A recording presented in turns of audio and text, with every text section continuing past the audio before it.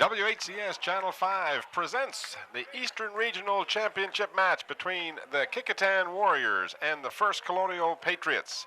From the Bud Metheny Baseball Complex at Old Dominion University, I'm Tim Cole along with Bob Hintz. We welcome you to this championship game between the First Colonial Patriots, the beach champions, and the Kecoughtan Warriors, the Peninsula District champions. And Bob, it looks like we've got another good matchup here. Oh, we really do, Tim. This First Colonial team is a real good team, although they did just slip by 2 games coming in here.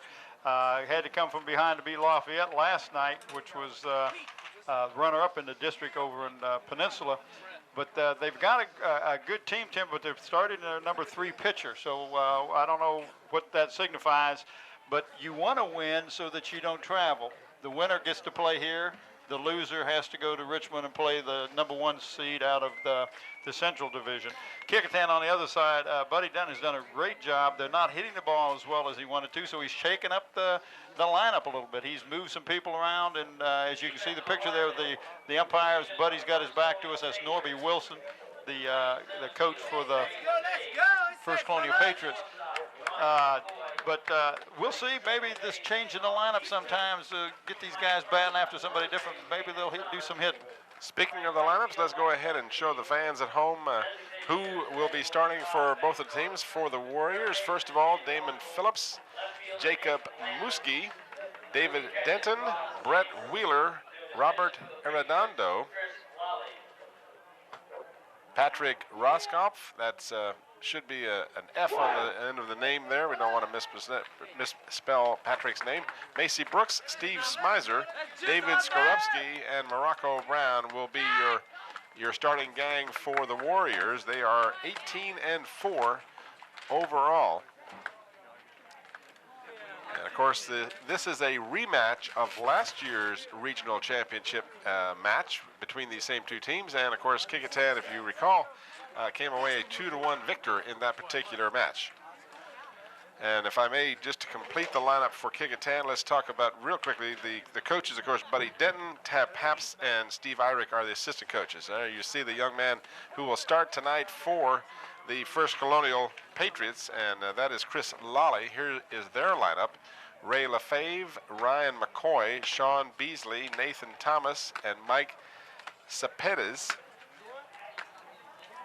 Todd Benko, Chris Lally, the young man in your picture, David Ogle, Nathan Landon, and Rob Chambers will round out your starters for the First Colonial Patriots. They are coached by Norby Wilson, and he is assisted by Jimmy Hunt and Doug Brown. Oh, yeah. We've got a little something of this. Jimmy Hart, one of the assistant coaches, was a 4-year catcher at Virginia Tech, graduated in '87. Norby Wilson feels very fortunate in having somebody at that caliber on his coaching staff. So we are moments away from getting this game underway. The young man you saw warming up and still do see, Chris Lally, is 1-0 on the season. He, as you said, Bob, is their number 3 pitcher. And of course, we need to make sure the fans realize that this game does not have an elimination process to it. Both of these teams will advance, but of course the home field advantage is what is at stake here, not to mention the championship trophy that goes along with being the Eastern Regional champs. Well, that's true, Tim, but it gives you a little more momentum going into the game, because they're going to play tonight and not play again until a week from Friday. So that's quite a layoff as we see our first batter coming up for the Warriors. And that is Damon Phillips, number 33 for the Warriors. He is, of course, the shortstop. Senior also was on the basketball team. First pitch by Lally is outside for a ball. Well, he's one man they didn't move in the lineup, Tim. He moves the ball real well. He makes good contact. We saw him hit a line shot down the left field last night. And comes in the game batting .380. 1-1 the count on the call strike on the inside corner. But as your leadoff man, you want him to get on base, puts the pressure on the defense. Swing and a foul ball for strike 2.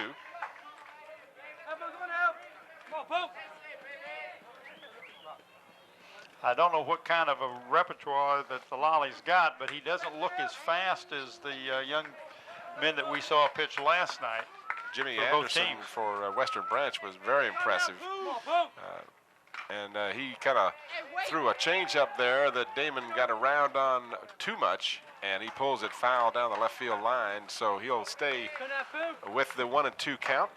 Nobody out here in the top half of the first inning. There is a 7-inning limit to regular play. Of course, if you're tied after 7 innings, you keep playing until someone wins. But they do play 7 in high school ball. And he took a little off that pitch. Phillips missed, and of course the catcher dropped the ball, so Phillips hustling down to first, but is out nonetheless. Well, it looks like to me the Lolly's going to throw a lot of curves, a lot of off-speed stuff, and it'll take a little bit of time and for the Warriors to get that way. You're used to a certain amount of speed, and then all of a sudden you get up there and it looks so big. You wonder, why can't I hit it? Because it's coming in there so slow, but again, it's a timing thing. The batter now is Jacob Muski, the second baseman, and he takes first pitch a little bit high. Jacob coming into the ball game, averaging .414, 12 hits and 29 at-bats. These statistics, by the way, do not include yesterday's ball game. We should bring you up to date on that. And the team didn't hit particularly well yesterday. As you said, Buddy decided to shake up the lineup because he really hasn't gotten much hitting. Of course, he's been facing some real strong pitching. Let's not give too much criticism of the hitting. Oh, no. And you get in this kind of competition, you're going to meet the best pitchers in the district. Whatever district you come from. Jacob is a transfer from Germany and a very good player. Muski good eye. watches. Yeah, that one looked pretty good, but it was obviously off the plate. And Muski becomes the first base runner of the ball game as he trots down to first, and it brings up hard-hitting David Denton, the first baseman. Well, we refer to the game last night. Of course, that was played on the 27th of May. This one being played on the 28th. You may not be watching it in that order, but David got a hit his first time at bat on the Wednesday's game, the 27th. We'll see what he does tonight. Sweeping curveball from Lolly is outside for a ball. Well, I was talking to David's mother, Trish Denton, and I mentioned to her, I asked her if she got to see the game. She says, no, we just got to see the last part of it. And I said, well, I did mention that David's got a 3.9, and he probably got that from you rather than from David or from Buddy. So, but the young man also was a backup center on the basketball team and has shed some weight. He was rather heavy as a as a freshman, and then he started losing some weight and working out, and he's picked up his speed, has picked up quite a bit. And of course, basketball helps you with your agility. Norby Wilson having a quick conference at the mound with his young Chris Lolly, the pitcher, and that conference is over with now. Pitch is high for a ball. 2 balls and no strikes. So Lolly finding a little bit of difficulty finding the range here to come. Got one out on Phillips on the strikeout, and now he's got a runner on first. 2 balls, no strikes. So Denton in the driver's seat here can look for a pitch. This one's in the dirt for ball 3. That the pep talk you hear in the background, by the way, is right next to. We got a mic right next to the bench area of Kecoughtan. Yes, so we'll hear the conversation on the bench from the Warriors. There's a lot of chatter. And Lolly very careful not to give slugger Denton anything good to hit. And Denton is trotting down to first with 2 men on. It brings up Brett Wheeler, the pitcher. Well, now Brett was batting 50, moved him to 4th. Young man is just really impressed me coming in and pitched to 7 batters to close out the game the other night. But he has carried the load all year for the pitching, and just a junior.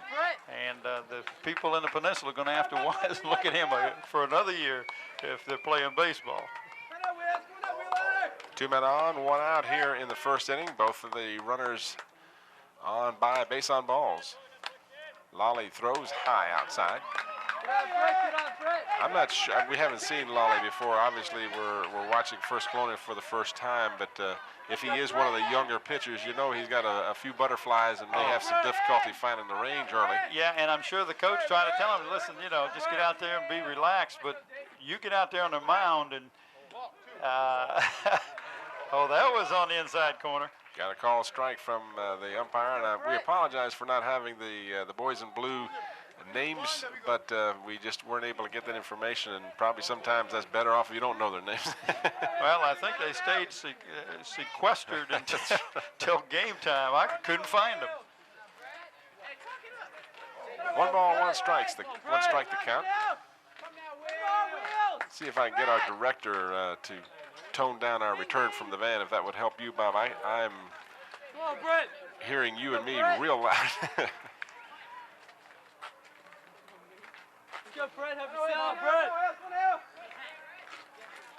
I feel like I'm in the dugout. Yeah. 1 ball, 2 strikes. Excuse me, 2 balls, 1 strike. I'll get it right yet. Hey, come on, Will. Come on, 3-1. Come on, Brett. Go, Will. Come on, Brett. Come on, somewhere. Nice little base hit would be very impressive right now.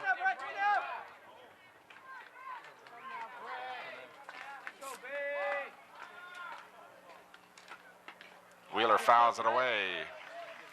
Well, that ball was dropping as it got to the plate. I don't know what he had on that thing, but 328 batting average for Mr. Wheeler on the season. 21 hits in 64 at-bats. well, Brett just caught the top of that ball. We're catching a lot of static from our, I don't know if that's There we go. We're all quiet down. it was a thundercloud or something. Wheeler gets a round on the ball. He pulls it foul down the left field line. So these off-speed pitches that Lolly is throwing up there, the Kecoughtan Warriors, Phillips did the same thing, got around too quickly on the pitch. Yeah, and that'll happen when you have a young man that doesn't throw with the speed that you're used to. You have a tendency to get around on him a little too soon. 2-2 the count. And you get a little anxious too because whoa. Wheeler is Outside called corner. out on strikes. So Lolly, in spite of his lack of overpowering speed, has registered 2 strikeouts here in the first inning. And it'll bring up Robert Arredondo, the third baseman for Kecoughtan. Arredondo batting a little over 300 on the season. And this is a young man that's a freshman last year, broke his leg, and we heard Mike McCormick talk about him last night, how just impressive they are with his skills and just his natural ability, and he's just a sophomore. Muski on second, Denton on first. 2 away here in the first, fouled away by Arredondo. If you just joined us, you're watching the Kecoughtan Warriors and the First Colonial Patriots, matched up in the Eastern Regional Group AAA Baseball Championship game from Old Dominion University. Well, I tell you, if Chris Lolly can get out of this, he's impressed me. Checks the runner at second and then throwing behind Denton. Denton is back in time. Got a pretty good arm on this young man, Rob Chambers, the catcher. I was just going to say, he's not afraid to No, thump that ball down there, is it? I was watching him during the warm-ups, and he's got a very strong arm.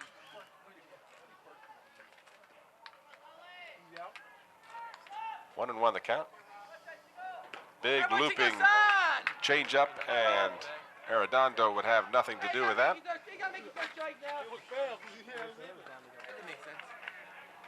Hey, you gotta come to you, Rob. Go, Rob.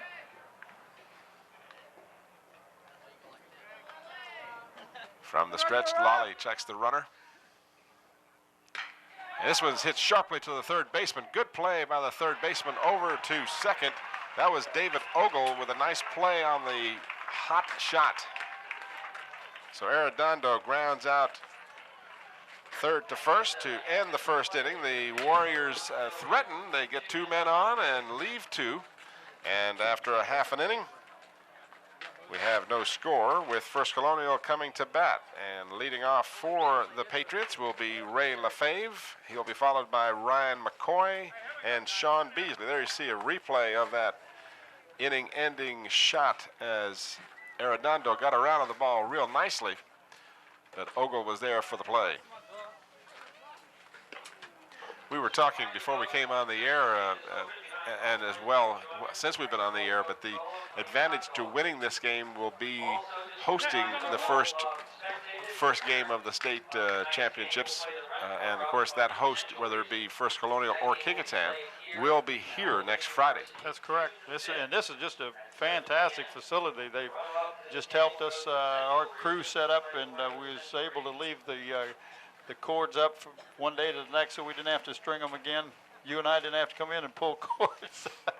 And I was more than willing to let you do it. Yeah, I know. But yeah, we do appreciate all the help from the fine people here at the Bud Metheny Baseball Complex. It's nice to do business with class acts. And that's the truth. A good shot of Brett Wheeler warming up. Brett, if I may take a minute to talk a little bit about him in the regular season. In fact, through the first round of this tournament was 11-2, and of course he had the shutout Monday night in the 3-0 victory over Bayside. And of course he came in and relieved Steve Smizer, who we also want to congratulate for a superb effort against Western Branch. And of course Brett came in and closed the game, as they say. There's a good shot of Jim Hathaway and his lovely wife, principal of Kecoughtan High School, former basketball coach and opponent of mine. See all that gray hair? He's an older guy too. Just if I may finish on Wheeler, he had a .95 ERA for the season, and certainly he was the premier pitcher with 14 appearances. He had 4 complete games, relieved in 2 others, and just totally dominated his opponents, allowing only 11 earned runs in 13 decisions and 14 starts. So Ray Lefebvre will start off the works for First Colonial. He is the center fielder, just a junior. Brett Wheeler, unlike his opponent, will smoke the ball most of the time. That time he did throw the fastball. It was a little bit inside for a ball.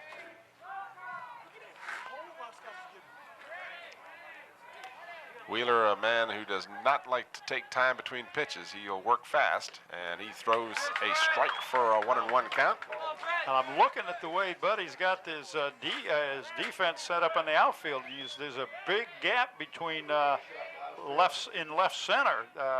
Morocco Brown is playing to the far side of second base, which is kind of unusual. But again, the scouting report might tell Buddy that's the way you play him. Well, I think when you've got a pitcher like Wheeler who throws so hard that you're not going to get a lot of situations where you're going to get around on him. And he takes care of Mr. Lefebvre with easy dispatch as he registers his first K of the ball game. Well, so my point is that with a breaking ball pitcher or an off-speed pitcher, you're going to play a shift for a pull hitter. This way, they're playing the batter to really swing late. But just 2 of them are. Right. See, the left fielder is still in his normal position, and now Morocco is moving around, so maybe it was just that particular batter. Ryan McCoy is the next batter. He is the shortstop for the Patriots. There's a good look at Ryan. I see Chuck McFadden in the stands, the likable coach at Phoebus High School. Yeah, I saw Chuck here yesterday with his lovely wife, or at least I hope that was his lovely wife. Well, yes, it is, and he's sitting out over there. I saw the two of them. It's the blonde, right? That's right. Chuck and his wife used to be my next door neighbors. I told you the story before many years ago when their son was just a toddler. In fact, I think they lived there when he was first born. And I remember telling a story when he was about 3 or 4 years old. Chuck's son was out there throwing, and I guess he turned out to be a pretty fair baseball player in his own right. Right here at Kecoughtan. Grounded to the shortstop, and Denton again with that fine glove at first base for the scoop of the ball that was in the dirt. Now batting, the second baseman. Yeah, Chuck McFadden, nice guy, real nice guy. Yes, he is.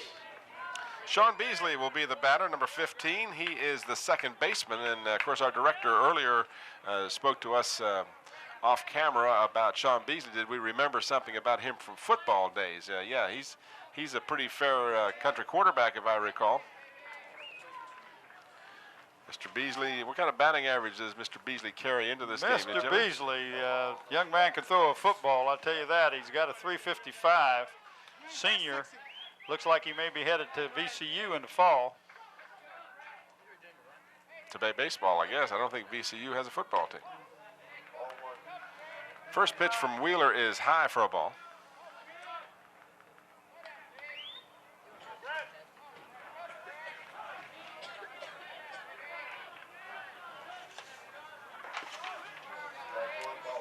Strike called.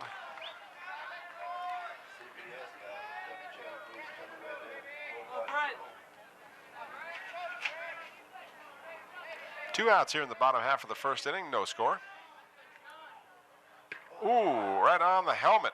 So Wheeler with the big curveball makes contact, and boy, that's a good thing he's got the helmet on there, as Sean Beasley will be on first base, hit by a pitch. Thank goodness that wasn't the fastball. And that's the truth. Wheeler tried to loop a big breaking ball in there, and the ball just didn't break. He just hung right out there. Brings up the batter, Nathan Thomas, first baseman, batting left-handed for the Patriots. And that's the young man that Beasley threw to all the time. He was a wide receiver on the football team. On the inside corner,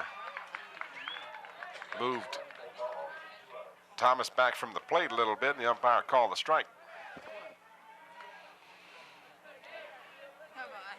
Thomas is just a junior. He'll be back next year. Ball looked like a pretty good pitch right where the last one was, but this one was a little bit high apparently. Evening the count at 1-1.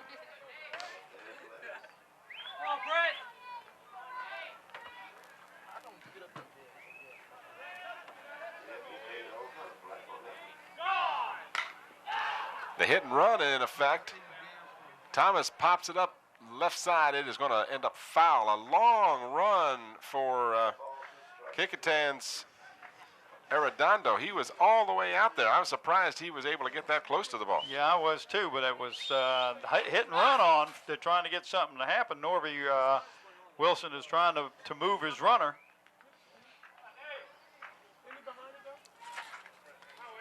One ball, two strikes. The count to Nathan Thomas. Runner on first. Wheeler checks the runner. The runner again is going. This one is fouled back. So Sean Beasley will get a little exercise going back to first again. And he's going to take his time going back. Game time temperature in the low 60s.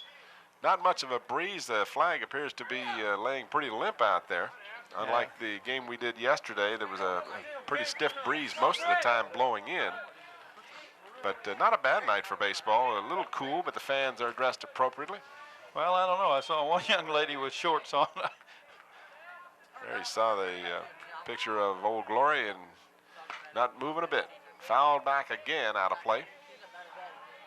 Well, I'm impressed with Nathan Thomas. He's getting a piece of the ball.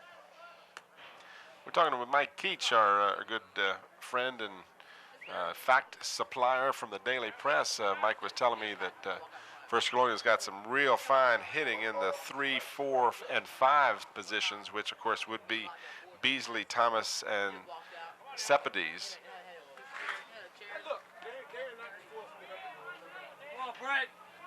So Thomas again with a 1-ball, 2-strike count.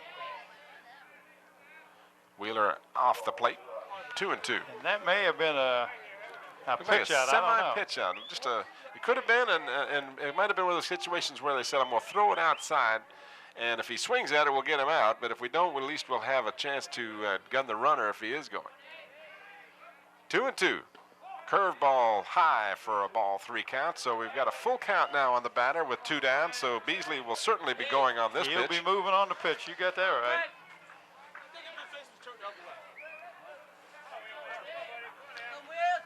Look for Wheeler to kind of jam him a little bit here. Jam him he did, but much too much as the base on balls is issued to Thomas. Beasley trots down to second, so like the Warriors, the Patriots have 2 men on here in the first. First and second, 2 away, and the batter is Mike Seppides. Well, he's a senior, and he is their ace pitcher. He's got an 8-2 record with a 1.45 EPA. ERA. I'm thinking about my car again, I guess. I don't know. So 2 on, 2 out here in the bottom half of the first inning. And the Patriots. Oh, my gracious. Ooh, looked good, didn't it? Yeah, it looked real good. Called a ball, but I don't know whether it was high. It didn't look high. It didn't look anywhere but right down the middle. But the umpire said didn't like that pitch. He didn't like it. He wouldn't have swung at it. Huh?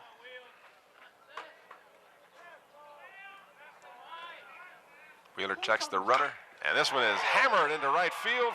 Fair ball, just inside the line. This will score at least 1. And the Warriors were actually lucky 2 didn't score because the throw went to second, and the runner at third could have probably scored. Yeah, because the run was thrown. I mean, I was surprised the ball was thrown into second also, but that was Smizer out there, and he's got a good arm. So Thomas goes all the way around to third. Seppides on second base with a double. Fine-looking hit, about I'd say a yard inside the fair line down the right field line. Couldn't ask for a much better hit.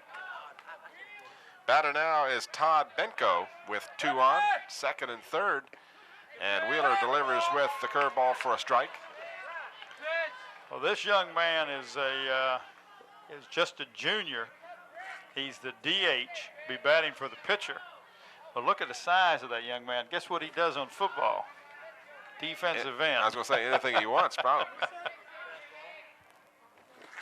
Wheeler delivers a little bit low outside for a ball. 1-1 the count. Runners at second and third. 1 run across here in the first inning. That's about all you ever get in a 9 or 7-inning game against Mr. Wheeler. So the First Colonial Patriots have struck early. Off the plate for a ball. Todd Benko, the DH, at the plate. Skorupski with a little equipment problem, and I think we're set to go now. 2 balls and a strike, 2 away. 1 run across. Wheeler delivers a strike. Big curveball from Brett. Wheeler pitched a complete game Monday night. Came back and pitched an inning of relief yesterday. And, of course, is the starter tonight.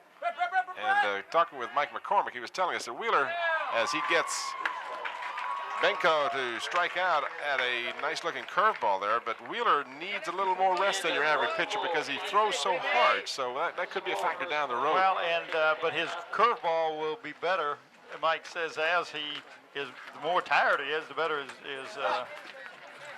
curveball becomes. So we'll see. So the Patriots get 1 hit and they get 1 run. The run ends up being the young man who was hit by the pitch. Sean Beasley came around to score. They do leave 2 stranded in the first. We've played 1 inning, and it's First Colonial 1 and the Kecoughtan Warriors no score. For Kecoughtan, and here at the top of the second inning, they will send up Roscoff, Macy Brooks, and Steve Smizer.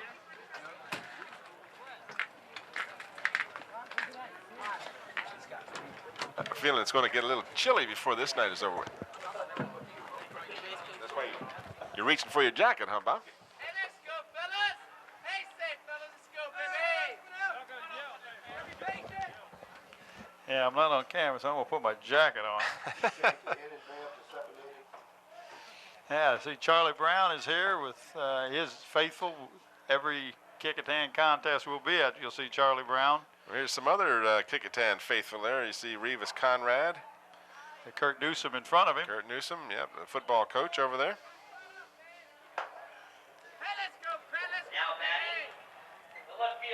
Get a chance to watch this hit again that scored the run. This was a fine-looking hit. Big left-hander just drilled it down the right field line. You can't see where the ball ultimately ended up hitting, but it was clearly a fair ball by about a yard. And Smizer did a good job of getting the ball in quickly, but First Colonial did look like they might have a chance to get 2 runs across had the man on third been a little quicker. You got that right. Foul down the left field line by the leadoff batter, Roscoff. The young man is a senior. Has done a great job for the Warriors this year. They're moving him around, trying to get some, shaking up the lineup a little bit, as I said earlier, trying to get a few more hits. Comes into the tournament batting .319. 15 hits and 47 at-bats on the season. Lolly comes inside, evens the count up at 1-1.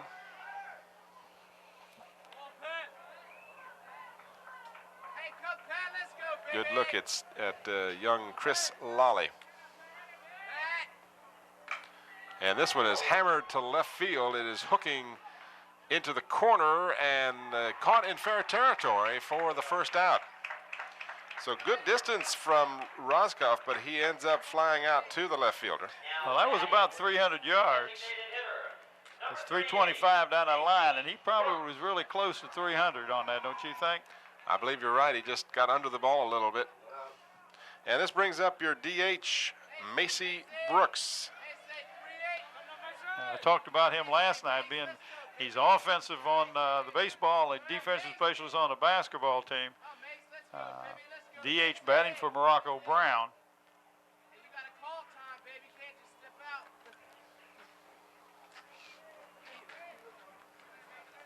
One away here in the top of the second. Brooks takes the first pitch high.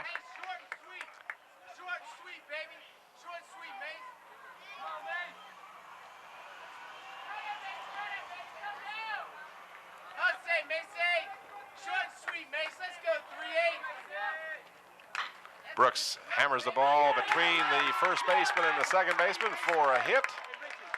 Nice looking single, one of those seeing eye dog singles. Yes, sir. Just out of those outstretched glove of the second baseman for the, that's Sean Beasley playing second base. Just couldn't get to the ball.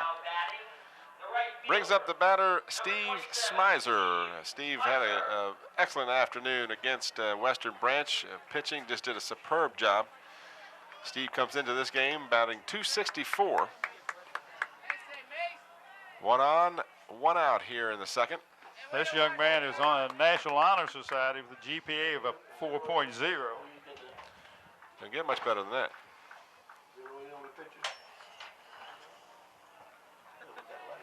To get you some coffee or something, Bob.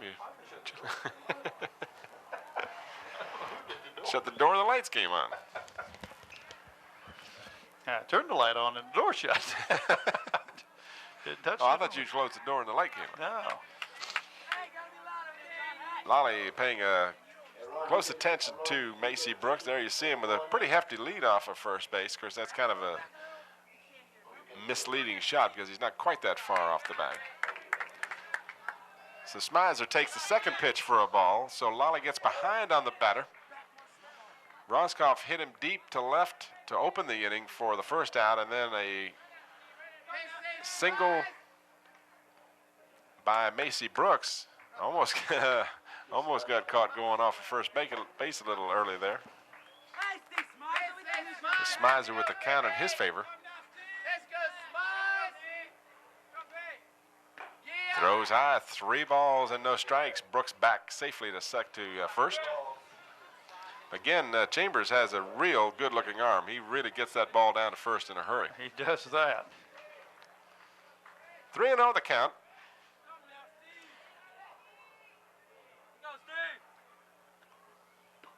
And ball 4. So the Warriors have 2 men on again for the second time in this ball game. Brooks goes down to second. This brings up the catcher, David Skorupski. 3.5 GPA. He's a senior. He's just done a great job behind the plate this year for the Warriors. We talked earlier about him. He ought to be playing ball at Big Ten or something. I love that name. Batting .310 on the season. 2 men on, 1 out. Warriors trailing 1-0 here in the second inning.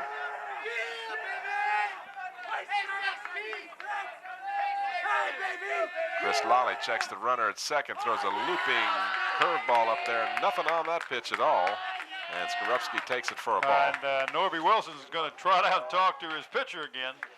He did that in the first inning, trying to settle him down a little bit. But that ball, you're right, there was nothing on that curveball. You float a couple of those up there, and you can catch some batters by surprise. But if you do that a lot, they're going to lay back and wait on that pitch, and they're going to tattoo it. And are we going to get a pitching change? No. Sean Beasley comes over, and Wilson has a brief conference with both the second baseman and the shortstop. All he needs is 2 more guys out there, and they can have a poker game. Well, you know what he's probably doing. They probably got some pickoff plays, and maybe they're looking for a double steal. A lot of things that he's just making sure he's just making his team aware of these situations. They are, I'm sure they are thinking of, but he wants to make sure they're thinking the same way he's thinking. So the conference is over with. Skorupski will step back in with a 1-ball, no strike count, 1 away. Runners at first and second for Kecoughtan.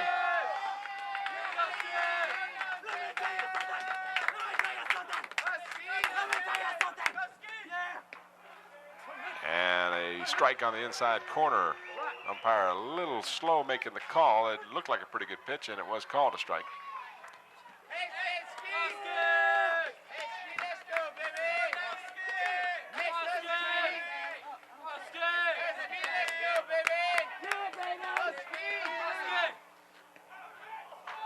Strike 2. David wasn't too sure about that. He thought that was rather inside. And again, the umpire took his time in making the call, but he did call it a strike. 1-2 the count.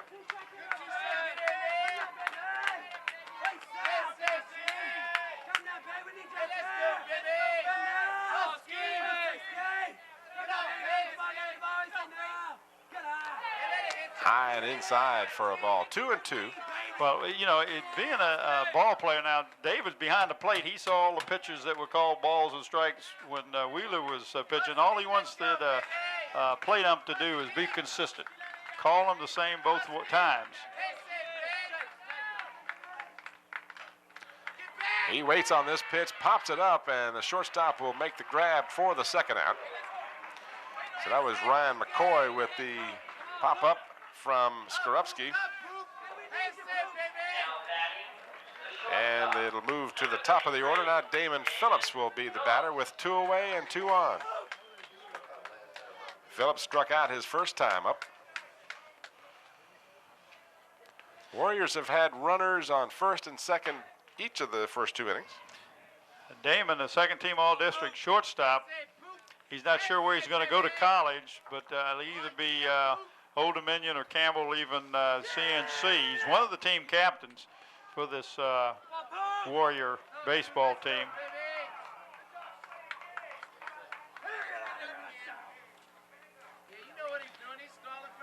Umpires having a word or two with Coach Wilson over here. I'm not sure what exactly is the conversation, but there's an awful lot of conferences at the mound, and maybe he's trying to tell them to speed it up a little bit, to cut down some of this chatter.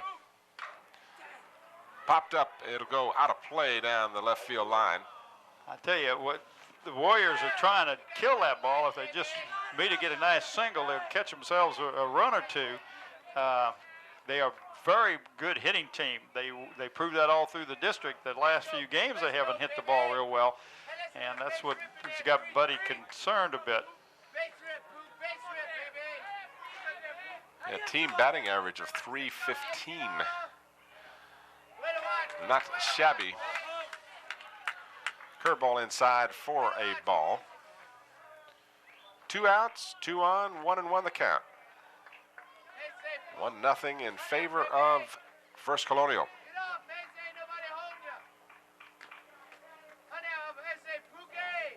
Ball gets away from the catcher, and both of the runners will move up easily. Nobody covered the plate, and and you could hear him yelling in the dugout. Normally that's the pitcher, and the pitcher just didn't get all the way in. Macy could have made it. Well, I don't really think he had much of a chance because it's a shorter distance from the pitching mound where he was to home plate, but it could have made it interesting. And of course, Coach Wilson down there would like to remind Mr. Lally that that's his obligation. When a catcher goes after the ball, you got to get on that home plate. Macy Brooks comes about 30 feet down the line on the pitch. It's a ball outside. 3-1 the count. Both runners now definitely in scoring position for Phillips. And this is the pitch that Mike McCormick was telling about it, that they tell him to, if it looks good, go for it. Sure. He's ready to go. He's got to come into you. And he throws that big looping curveball high for a ball 4. So we got the bases loaded now. Phillips trots down to first base.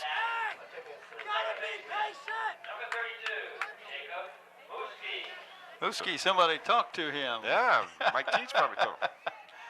So Brooks is on third. Smizer is on second. And Phillips is on first. There's no place for Mr. Muski. And Lally hits the dirt with the first pitch for a ball. Well, Jacob missed the second half of the regular season with an ankle injury, and they're glad to get him back in the lineup.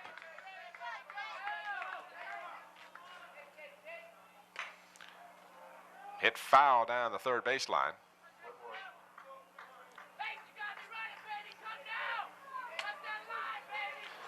Good contact hitter, the coach says. So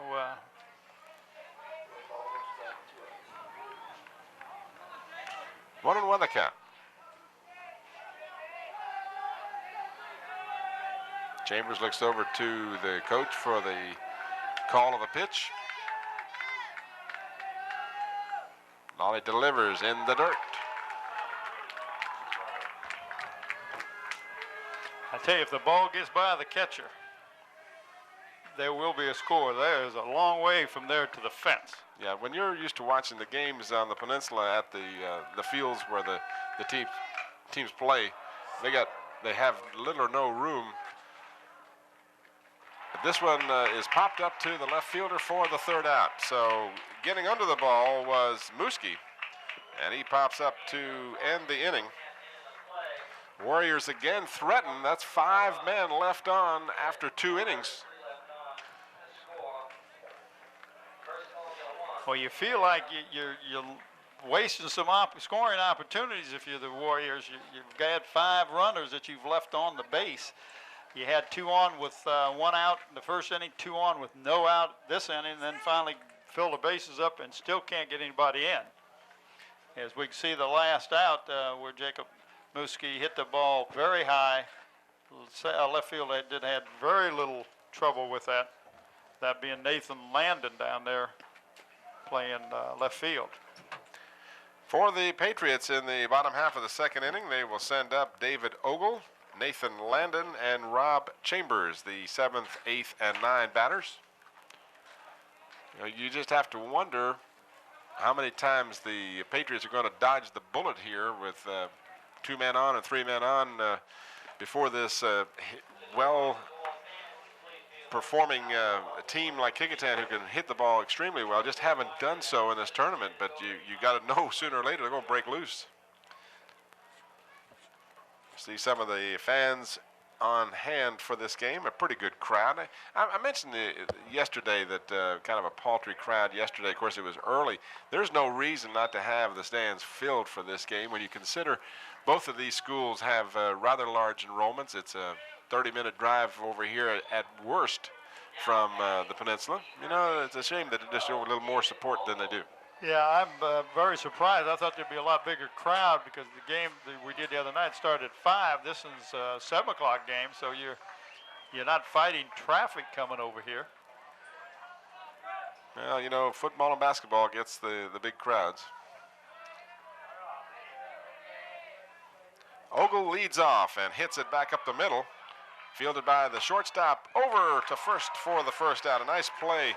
I tell you, Damon Phillips did a great job. So Damon Phillips with the fine play, and Ogle is out for the first out of the inning. Brings up the number 8 batter, Nathan Landon. Nathan is the left fielder who made that last put out. In fact, he's made 2 of them, one way down there in the corner. He's batting about 250. Curveball from Wheeler for a ball. The difference in Wheeler and Steve Smeisner is Steve needed to get ahead of the batters, where Brett doesn't seem to need to do that. He's got a lot more power in his pitching. Ball bounce to Muski, and Muski throws out the batter 4-3, and it brings up the number 9 batter, the catcher, Rob Chambers. Junior batting 300 for this Patriot team. I'm impressed with his arm from that catcher. He zipped that thing down first base. Wheeler delivers for a call strike. That was right on the corner, Tim. Nice location. And this is another thing that Mike we really appreciated Mike stopping by last night because he gave us some insight. But Steve is a good location pitcher. Steve is too, but you're speaking of Brett. Brett, I'm sorry. Brett uses the whole plate. He can get those corners. Count even at 1-1 on a ball that was just off the plate. 2 outs here in the bottom half of the second. Now Chambers steps out at the last second.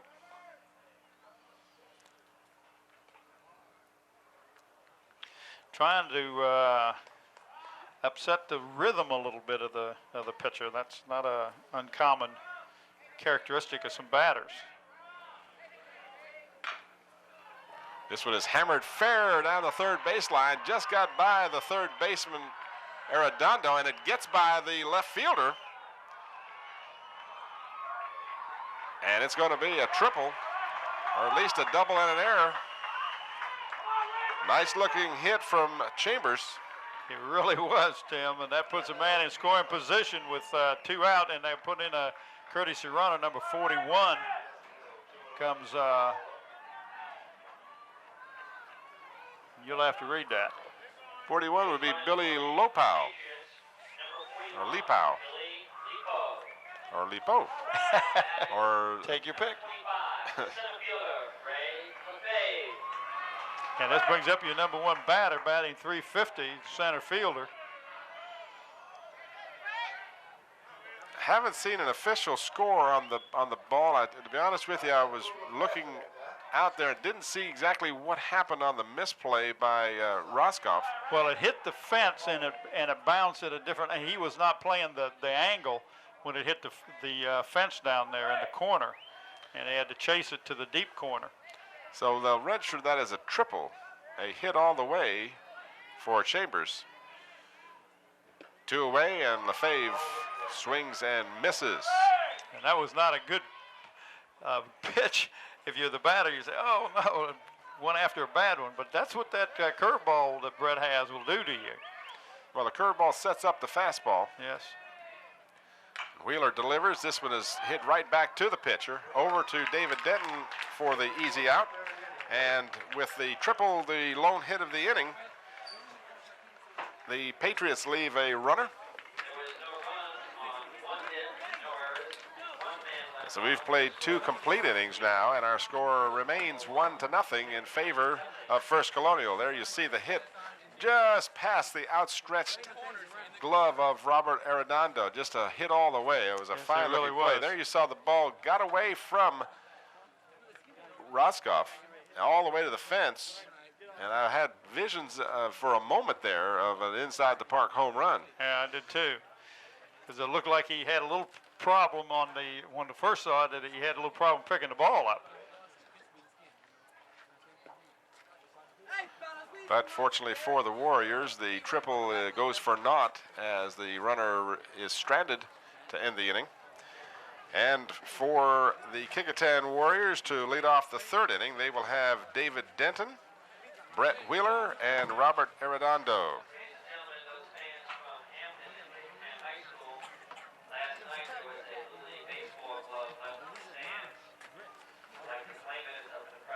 I was telling you about David's GPA, but he's also ranked number 4 in his class as just a junior. National Honor Society, selected on the first team district in 91 and 92. So Denton will step in. David was a recipient of a base on balls his first time up. Takes the first pitch outside. Warriors have left 2 runners in the first inning and the bases loaded in the second inning. They've had their chances. They just haven't been able to come up with the hits when they needed them. Denton swings hard and misses, evening the count at 1-1. Lally took something off of that one. David was way in front of it. When you got a man that swings as hard as Denton does, if you can get that changeup by him, you're all right. You don't want him to get a hold of your fastball because he'll put that thing in South America.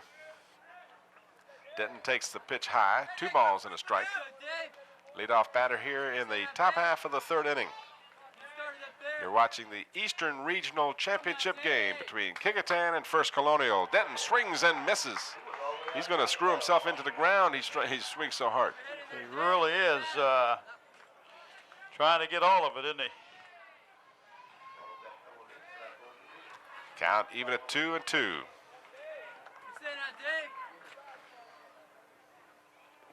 In the dirt. Full count to David Denton.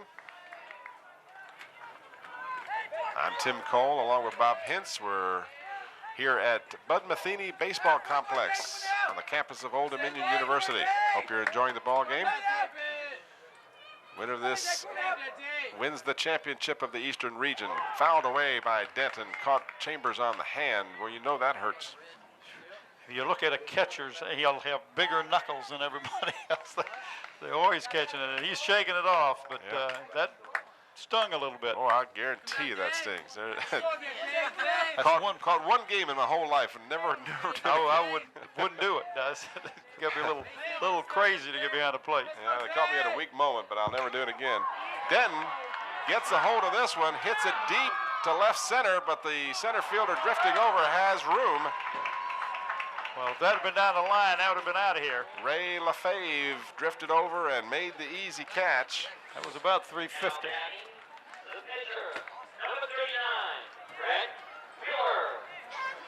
So the second batter in the inning, Brett Wheeler, who struck out his first time up, comes to the plate. David Denton finally got some decent contact on the ball. They got too far underneath it. So Wheeler will come to the plate batting .328. And Brett was selected first team All-District both in 91 and 92 and was named Player of the Year in the Peninsula District this year.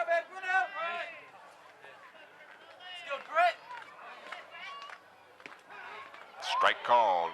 Count even at 1-1. Kecoughtan no runs on 1 hit. First Colonial 1 run on 2 hits. Neither team has committed an error. High and outside to Wheeler.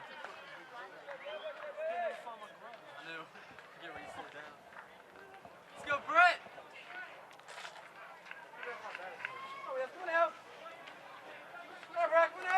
Brett, let's go, babe. Let's go, Wheels. Let's say Wheeler. Come on, Brett. We say that, babe. Come on, Brett. Inside. Gets away from the catcher. No one on base. Nothing to worry about there. But the count now 3-1. That favor situation for the batter when he can look at the pitch and decide for himself. Hey, say, Brett, cut that, babe. And Wheeler can get around on the pitch. So Come now, babe. Let's go, Brett. What's he batting? batting .328. Say that, Brett. Oh, Brett, cut that, babe. Swings and misses. Count now is full. Wheeler wanted that one. He said, looked down at the coach, says, "Ooh, I wanted that pitch." Hey, say, Brett. Come now. Come on, Brett. Come now. Go now, babe. Hit the ball hard somewhere. Oh, Brett, let's go, Brett. Let's go, Wheels. Help yourself. Hey, say, baby. Back up the middle. Shortstop drifting over. Nice play over to first for the second out of the inning. Well, that's when you would hope that the pitcher gets a little bit of glove on it. Yeah. And makes it careen off to the side. Ryan McCoy, the shortstop, playing that ball perfectly. And Robert Arredondo will be the third batter of the inning. 2 away for the Warriors. Arredondo. Young man was selected first team All-District this year in 1992. Has a 3.0 GPA. Arredondo grounded out third to first in the first inning. And he's the only sophomore on the starting lineup for either one of these two teams. Swing and a miss. Come on, let's get some runs now, fellas. 1-1 the count. 2 away here in the top of the third. Hey, say, Rob. Hey, say, Robert. Come now, Robert. Come now, Rob. Let's go, babe. Arredondo misses. I know the Kecoughtan Warriors are getting real frustrated because they're making good cuts, but their timing is just a little bit off, and you got to take your hat off to the pitcher, Chris Lally. He's doing a great job out there. Ball hit sharply to the third baseman. He bobbles the ball. Shortstop picks it up and almost guns him down, but not in time, as Arredondo will reach on the error. Tough play. That's why they call that what they call the third base? The hot box. Yeah, you play down there, you got to have lightning quick reflexes, and that time Ogle just wasn't able to come up with the ball. Shortstop almost threw him out. It was a nice backup play by the shortstop McCoy, who's already made a nice play in this inning. So the Warriors get another runner, and this will bring up the batter Patrick Roscoff. Arredondo over at the bag. We don't have steal statistics on these batters. I'd like to know how they've done, but we do want to thank Buddy Denton for all of his statistics. He's really given us a nice cross-section of information. We do like the information when we can get it, so we can talk about the scholar part of these young men's careers. You know, the 3.9 and the 4.0 GPAs. It's always nice to hear that they not only play well on the baseball field, but can also do well in the classroom. Interesting move. Roscoff was bunting on the play. Yes, very. If he could have dropped that down the third baseline, he could have beat it out. The third baseman is really back. They don't expect to bunt with 2 outs. Yeah, but he was bunting for a hit. Buddy Denton trying to catch him back on their heels. This one is hit to left field. It's a little further back than the left fielder thought. It is off the wall. Arredondo slowed up between second and third, and Buddy Denton beside himself. Well, I don't know why he slowed up, because there's 2 out. There's no, you just have to run. You know why he did? Because he's human. He just forgot something. He just lost his concentration for a minute, but that's right. With 2 away, you run hard all the way. And I guarantee you, Buddy's already told him that in a lot less words than I used. But Roscoff got a hold of one and tagged that ball up against the fence. I don't know that Arredondo could have scored if he hadn't slowed down. See this ball, the left fielder thinks it's not hit it quite as well as it is, and all of a sudden he realizes it's over his head. I don't think he could have played it even if he had been back. Macy Brooks, the DH, is the batter. Ball is popped up, and it's going to be just out of play. Rob Chambers, again, good job getting back for the possible play, but the ball hit in the stands. But I tell you what Macy would like to do is what he did the first inning. He got a nice hit between the first and second bagger up there. He'd like to get a hit now. He'd bring in 2 runs real quick. I guarantee you, Arredondo won't slow down on the next one. Runners at second and third. A very familiar scenario. The Warriors have had runners on each of the first 3 innings. They left 2 in the first, 3 in the second, and now they have another opportunity here Well, to score. Macy's a junior, and he's been dangerous at times up there at the plate. Not this time, as Macy swings and misses. So once again, First Colonial dodges a huge bullet. And we'll return to Bud Metheny Complex right after this brief timeout. Score 1-0 in favor of First Colonial. First Colonial 1, Kecoughtan 0. Patriots, we had 1 spectator injured in the first game of this tournament. Also a reminder the concession stand is open behind home plate. For the First Colonial, in the 3rd inning, they'll send up Ryan McCoy, Sean Beasley, and Nathan Thomas. That's your number 2, 3, and 4 hitter. That's the meat of their batting order. But they like the 3, 4, and 5 man are their real strong hitters. Ryan McCoy is a senior. I don't know if you remember, he had a brother named Trey McCoy, who was All-American at Virginia Tech in baseball. The young man also plays basketball on the First Colonial Patriots team.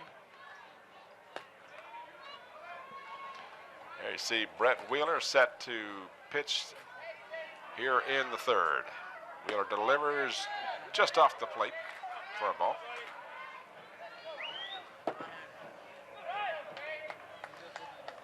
McCoy, a ground out victim, short to first in the 1st inning.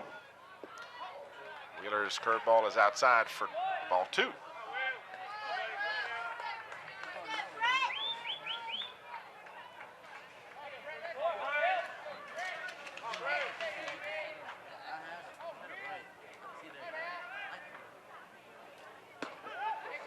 Down the middle for a strike. A little bit of heat on that one. Wheeler had some difficulty with his control during the season, had 31 base on balls that he issued during the regular season, about 2 a game, which isn't too bad. Figuring he started 14 games and relieved 2, so that's 16 games, so a little less than 2 a game. I think that's more than respectable.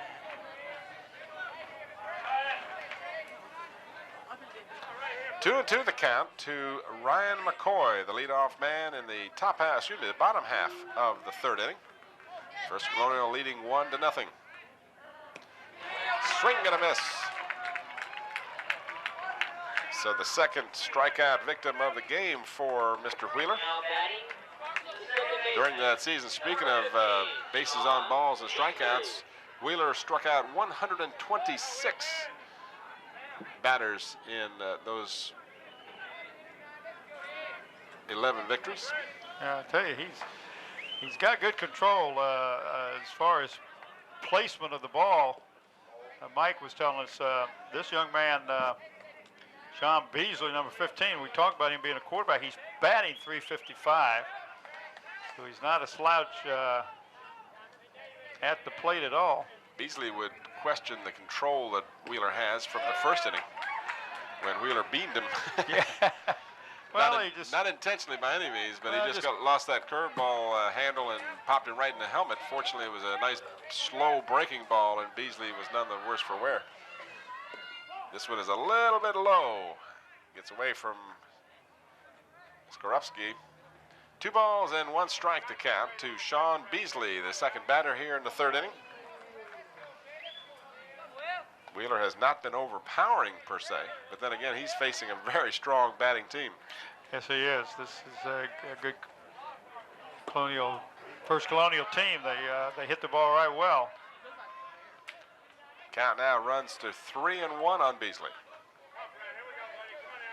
First Colonial, the Beach District champions.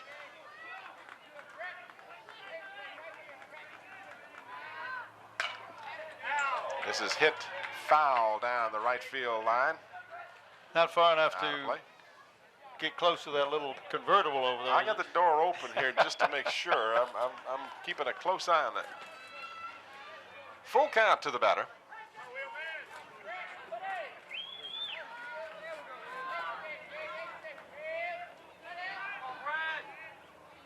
And Beasley is aboard for the 2nd time. You'd much rather walk than get hit, I'm sure. Yeah, brings up to 18. Nathan Thomas, the junior, first baseman. Nathan Thomas also received a walk in the first inning. And he's batting .346.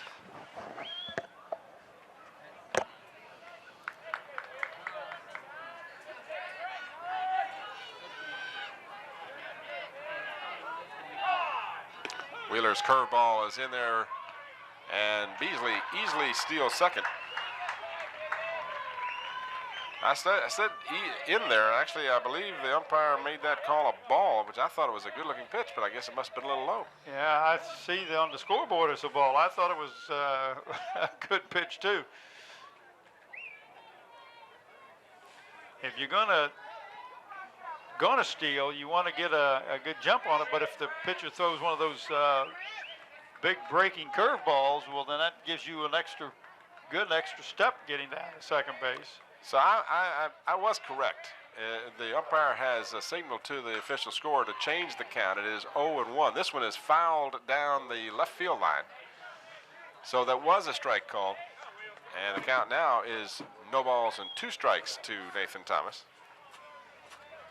He didn't, I watched the umpire. He did not make a call. You know how they, on a strike, they'll raise their right hand and signal it. He didn't do that on the steal by Beasley. But it was, in fact, a strike. So it's 0-2. One away here in the third. First Colonial. Ooh, that looked like a good pitch. That was mighty close to that corner. Count at 2-2. 1-2. Swing and a miss. So Thomas is the second strikeout victim of the inning. And it'll bring up Mike Cepides. Well, this is a young man who is their ace pitcher. He can hit the ball. He's a senior. And they're going to put him on base. You got it open. Put him up there because he can make contact with the ball. Nice move. Gives you a force at three bases now. So Todd Benko, the DH, comes up. And this is Mike Keats and I were talking about this very same situation here. Sometimes you pass the number 4 batter to get to the number 5 batter, and the number 5 batter hammers a double or a triple and kills you. Beasley is going. Skorupski got the throw over quickly, but Beasley is able to move to third base. And that was not a double steal. I was intrigued by the fact that the runner on first did not even make a motion to go down. So Beasley now in scoring position. He got 2 stolen bases. Yep. I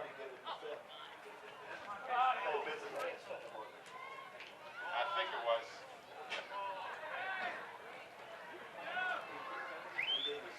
Watch this again. Just see the very end of it. Umpire right there to call it. It looked like Beasley easily beat the throw. And that's the way they called it. So you got runners at the corners with 2 outs. So Wheeler, again, in some difficulty. Both teams have had runners in every inning. Except, yep, that's right. I started to say except the second inning, but First Colonial did have a runner. 2 balls and no strikes. Todd Benko is the batter, the DH. Benko a strikeout victim in the first.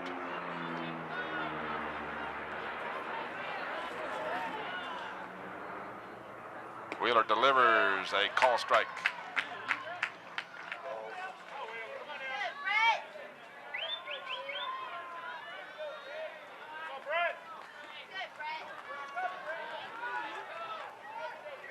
First Colonial leading 1-0. If you joined us late, Sean Beasley, who is currently on third, scored in the first inning after he was hit by a pitch.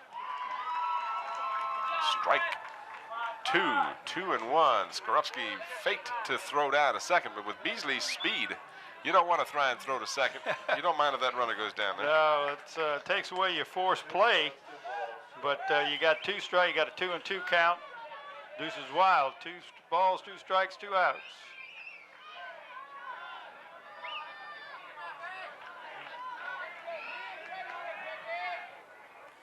Wheeler delivers, strike 3 called on the outside corner. Oh, big pitch, big pitch. So Benko strikes out for the second time, and Wheeler strikes out the side in the third inning. But he did give up 2 walks. First Colonial left 2 runners again. And we've played 3 full innings. Line score has 2 hits, 1 run for First Colonial, 2 hits, no runs for Kecoughtan.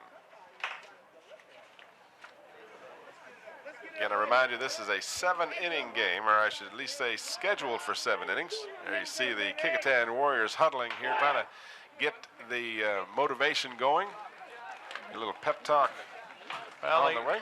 We get the runners on base. We just want to get them across the plate. Hey, we gotta get it up in here. Who do we have coming up? Really? Dave, you hear that? Oh, there's a nice fan. Look at it. Interested in all the things. Dressed appropriately, too, I might add. Due up for the Warriors, Steve Smizer, David Skorupski, and the top of the order, Damon Phillips. That game will be played here at Oldham University, Coaching Complex on June the 5th at 7 p.m. The runner-up to this game will go to the Central Region to play the winner of the Central Region. And he is not saying where that game is going to be played or the time. Referring to the PA announcer, I'm not sure the fans can hear that, but PA announcer telling I'm who's going to assuming be they playing heard where. everything I heard. Steve Smizer is the leadoff batter. He reached out a base on balls in the second inning. He'll lead off the fourth for Hey, Kecoughtan. cut Steve! Cut it, baby! That's good, Steve. That's a good cut. Swing and a miss on the first pitch. Now batting, right fielder number 27, Steve Heiser. Young man will be going to James Madison in the fall. As senior, one of the captains on this team with a 4.0 GPA, as I mentioned earlier. Way to watch, baby, way to watch. Pitched a good game last night. Wednesday night, the 27th. Hey, Smize, stay, baby. 1-1 the count to Smizer. Smize, come now. Get him it all. Come on, baby. Top half of the fourth inning, 1-0 First Colonial.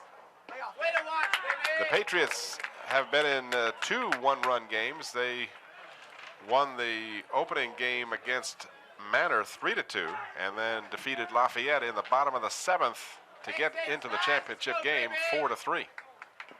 Smizer swings at a bad pitch. Get a hold up, baby. Count is even at 2-2.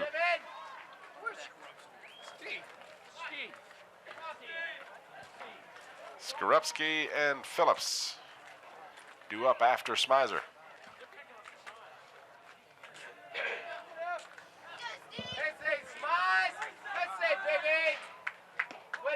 Inside, count runs to full.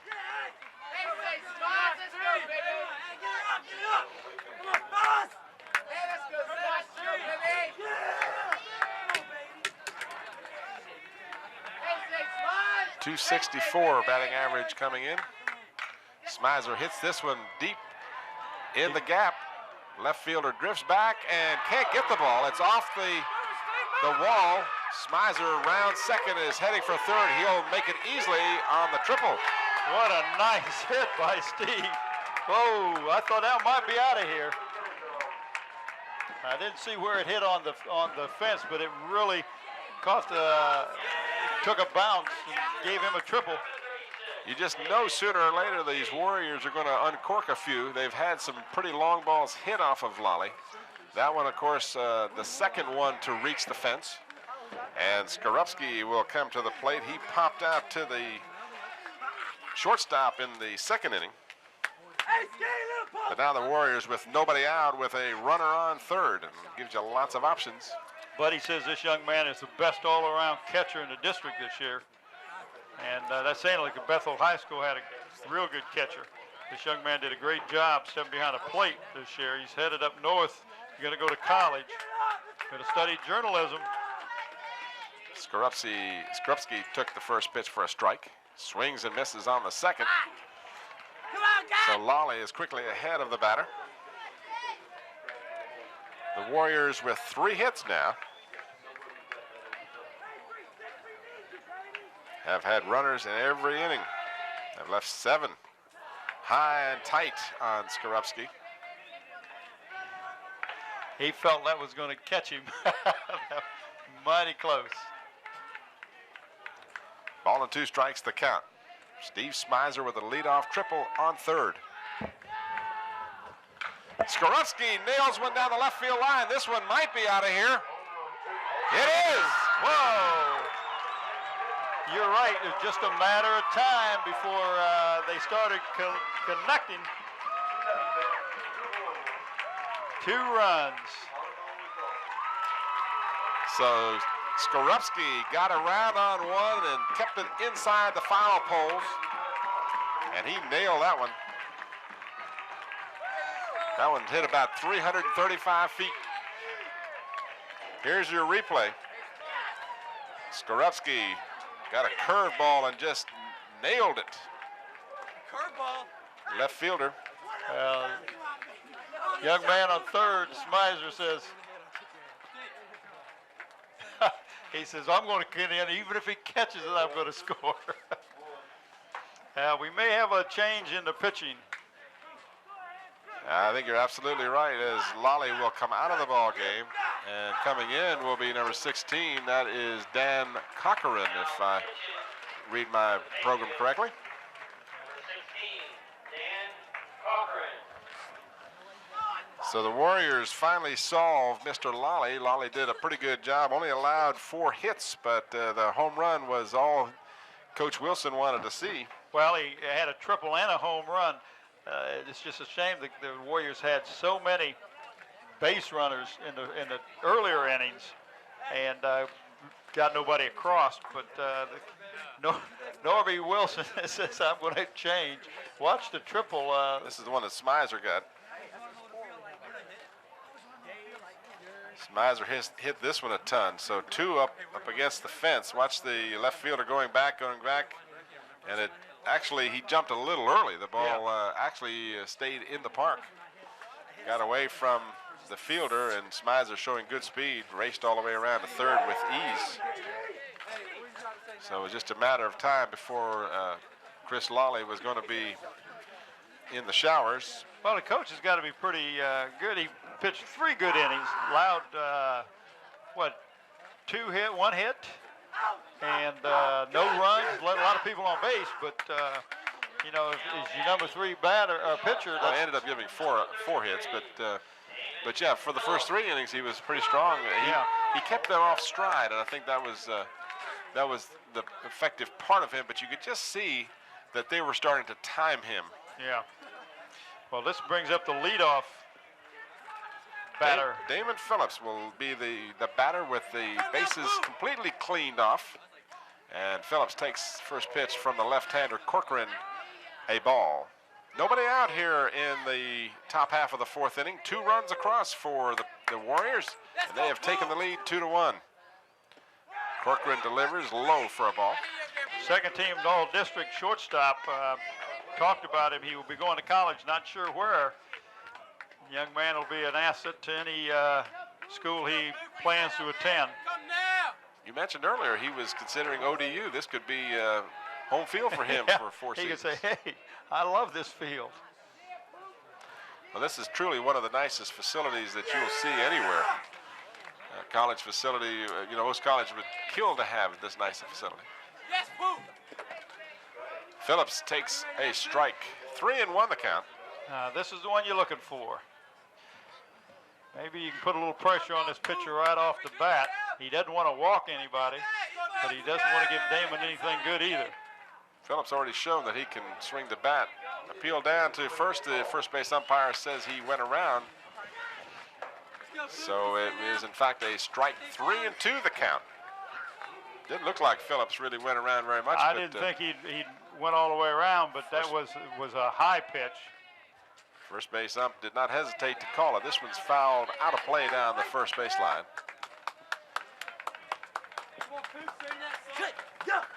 One thing about it is, you know, as long as the umpire is emphatic and quick and consistent, you know, consistent is the one word that you got to look for all the time, but the umpire at first base didn't hesitate. No, there was no hesitation when they made the appeal down there. Full count to Damon Phillips. 2 runs across on 2 hits here in the top of the 4th. Phillips beats it into the ground, foul. He's your leadoff batter, so you know he's going to make good contact with the ball. He moves the ball around right well. Make it be there. Let's go up there, Pooh. Get it up. Let's go, David. Phillips fouls it back out of play.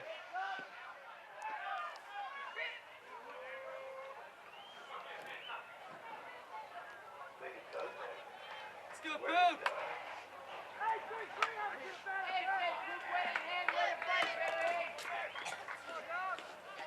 Phillips, a strikeout victim in the first and reached on a base on balls in the second. Let's go there, Pooh. Come now, baby. And takes ball 4. So Phillips is on for the second time in the ball game. And that'll bring up Jacob Muski, who we truly want to apologize for mispronouncing his name early in the first game that we did with Kecoughtan, but spelled M-U-Z-Q-U-I-Z. You would have guessed if you didn't know otherwise. It might be pronounced Musquiz, but in fact it is Muski. So we do apologize to Jacob. We certainly didn't mean to mispronounce his name. No, and it didn't. And he just getting back in. His first start was the other night. Was the first time back after injuring his ankle. And so his timing may be just a little bit off, but very gutsy ball player. Muski takes strike 2. So Corcoran quickly ahead of the batter. Runner on first. Nobody out here in the 4th. The big blow, David Skorupski with a 2-run homer over the left field fence, giving Kecoughtan the lead. Corcoran delivers in the dirt. Good job by Chambers to keep the ball in front of him. Well, that's what you look. You look for a catcher that doesn't mind to get down and get a little dirty, because he's got to sometimes throw his body in front of the ball so it doesn't go back to the fence. And that's exactly what the young man did.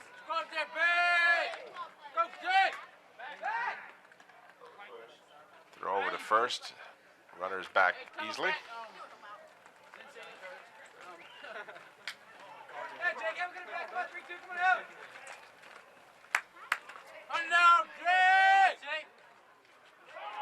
Fouled away. Big sweeping left-handed curveball. That was way outside. I'm very surprised that Jacob Muski got a piece of the ball. Yeah, it was really outside. Of course, you know why. He's got that big left-handed breaking ball, and you know it's going to come in, so you almost have to throw your bat at it because you're behind on the count, 1 and 2. You have to protect the plate. This one's up high for a ball. 2 and 2. Nobody out here in the top half of the 4th inning. Tim Cole and Bob Hintz coming to you from Bud Metheny Baseball Complex at ODU. Eastern Regional Championship game between the Peninsula District champion Kecoughtan Warriors and the Beach District champion First Colonial Patriots. Pitch is low inside for ball 3. So the count is full. I tell you, our camera people should have been doing a good job. As always. As always. We will get a chance, we'll mention them. I told Mr. Baton down there along the side, if the ball comes over there, he's got to protect the plate. I mean, the camera. Camera, yep. Yeah, you know, camera comes first. I watched him duck the other night. Yeah. Ron said something else when you told him that, but I'm not sure we can mention it on the air. Payoff pitch, and Muski swings and misses, but a man on first base. The drop third strike is of no consequence. So Muski is a strikeout victim. Now batting, the first baseman, number 40, David Denton, who can get around on the pitch. You know, you saw Skorupski hit his. By the way, that was Skorupski's second home run. Denton, on the other hand, has 7 dingers coming into this one. Well, he was selected to the Daily Press Sports Writer's first team in 91. The 92 team is yet to be announced. And he's also one of the team captains, talking, of course, about David Denton. Let's go, Dave. Come on, Dave. Let's go, David. No balls, 1 strike to David. Come on now, David. Pops him up. Chambers calls for the ball, and he's got it. Come on, Brett, So help Phillips yourself. drifts off at first, but Denton pops out to the catcher. And that'll bring up the pitcher, Brett Wheeler. Wheeler struck out in the first and grounded out in the third. Come on, Brett. This has been a long inning for him to be sitting over there. This Yes, has got to it be a has. little tough because this inning has been, what, 20, 25 minutes it seems like. Let's go, Wheels. Turn it on, Pop. Young man has been looked at a lot of colleges. One scout even went far to say that Brett is probably one of the top prospects in the state of Virginia. He's just a junior, but he has gotten stronger. Come on, cut. His repertoire of pitches has improved, and he has got great location on the plate. Mike McCormick was telling us. Wheels. Help yourself out there, baby.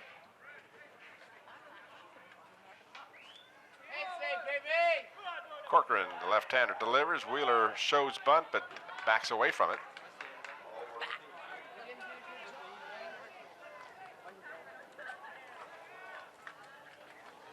Oh, Wheeler. Go, Brett. Hey, say Wheels. Two-way in the fourth. Come on, Brett. Kecoughtan with 2 runs across Brett, let's go, Brett. Let's go, Brett. on 2 hits. The big one, Skorupski's home run. Come on, Brett. Oh, yeah. Ding, ding, ding, ding. Phillips gets back easily. Come on, Brett. Hey, let's say Brett. Drippy, baby. Hey, say Brett, let's go, baby. Let's go, Brett. Come now, Brett. Swing it back, Pitch is a baby. call strike. Looking a little high from up here. Yeah, I thought that ball was, It broke across the plate, but I thought it was high, but we're not down there. no. Good thing, too. 1-1 the count with 2 away. Go, Brett. This one's inside, gets away from the catcher. Chambers hustles back, but Phillips makes the turn, and he is going to go standing up, or at least he goes, well, now the umpire says he can't advance. Well, he said the ball went into the, well, it didn't go into the dugout, but it went into where the people are sitting over there. David Denton's going to protest that. Now, I don't know whether the third base umpire can overrule that and say he was halfway between second and third when the ball went out of play or what, but at any rate, there will be a brief discussion about it. Looked like Phillips, He was He he was had bumming. already turned. He had made the turn at second. We watched the pass ball. actually it'll be a wild pitch. That one was in the dirt and got away from Chambers. Now he goes out of your picture, and about this time, Phillips will come into your picture. He's going to end up on third. Yes. You mean he won the argument? Well, I think the third base umpire made to help make that call. Well, that's what I was wondering, and I'm only surmising because I have no way to know what the rules are for this, but But Norby's not real happy now. no, you're only going to please half of the teams on those type of calls, and the plate umpire was overridden by the third base ump. Now, Norby Wilson wants to get to the third base ump and ask what the ruling was. And what I was saying was, if you're already on your way to third and the ball goes out of play, do you have to go back? You know, that's the old rule that we used to play as sandlot ball, is if you were making the turn, it was all right.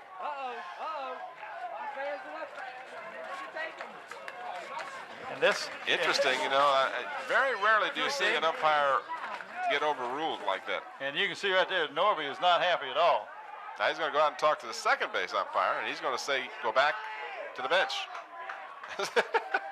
But he's going to go out there anyway because he's going to couldn't make see his that. point, isn't he? You couldn't see that in your picture, but the second base umpire just pointed back towards the bench area and said, don't bother to come out here. The Norby's going. Now maybe he'll go around to the first base umpire, and we'll get to sit here until about midnight. Well, he's gonna make his point, and you feel like he got overruled there. The home plate umpire got overruled, but that's why you have these other umpires out here. You got them out here for reasons.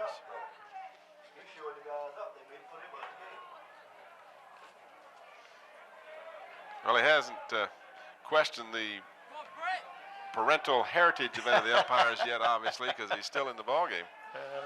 And he's being quite calm about it, but he just wants an explanation, which he's certainly entitled to on a disputed play like that. But, you know, he's had his explanation. Now where is it going? Well, I think he's going to just make a turn and come back down, but he's not happy. He may be going to play the game under protest.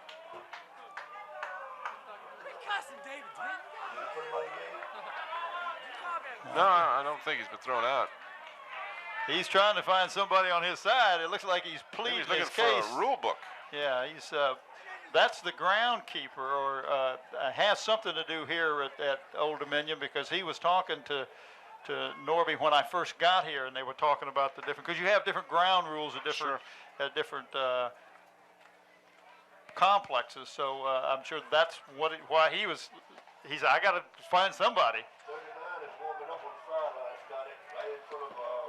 Well, interestingly enough, and this is something I was concerned about, Wheeler is actually, while this is going on, has a bat in hand and is throwing on the sidelines here. He's getting one of his teammates, Roskopf, to catch the ball, and he is throwing the ball over to Denton, trying to keep that arm loose, because this has been a long inning. Yeah, and it's not a getting warm longer. Yeah, it's getting longer all the time, and of course it's a cool evening. I would say easily into the low 60s, upper 50s at this point. Yeah. Well, and you know it's got to affect his pitcher too. Young man is just kind of lobbing the ball in, but you know here he's ready to get on with it. You made your call. Let me get this batter. Well, here he goes again. He's still not happy. The fans are liking him. His fans. They're putting him back to second. Oh, come on. And Buddy says, I ain't going to mess with you. Buddy says, there's no way I'm going to argue this one. I'm just tired of this messing around. Let's get on with the game. So they put him back at second after all of that. Well, I guess Norby must have known the magic question, because he got the magic answer. He got his opponent back on the second base. That's got to be one of the more strange situations I've ever seen. The plate umpire, if we may explain it to you, the ball got away from the catcher, and there are ground rules that cover the situation where a ball goes into the dugout. Well, it didn't make the dugout. It didn't make the dugout, but I guess they had to get a ruling on what constitutes the dugout, I guess. I don't know. It would be pure conjecture on our part. Ball hits sharply to the shortstop. He comes up with the ball, but throws and is not in time. Well, that saved a run. Yep, it sure did, because if that man had gone to third, you'd be looking at a 3-1 ball game. So Norby Wilson truly got a gift. Now that will probably be counted as an error on the shortstop. And we're going to get a courtesy runner, number 28 for the Warriors. Who is that? I don't have the... which number is he? 28.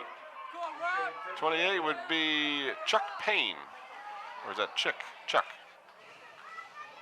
Yeah, that's a real good point that you made, because that was a run if that runner was on third, because he would have been running all the way, or certainly he would have been able to reach even if he hadn't been running all the way.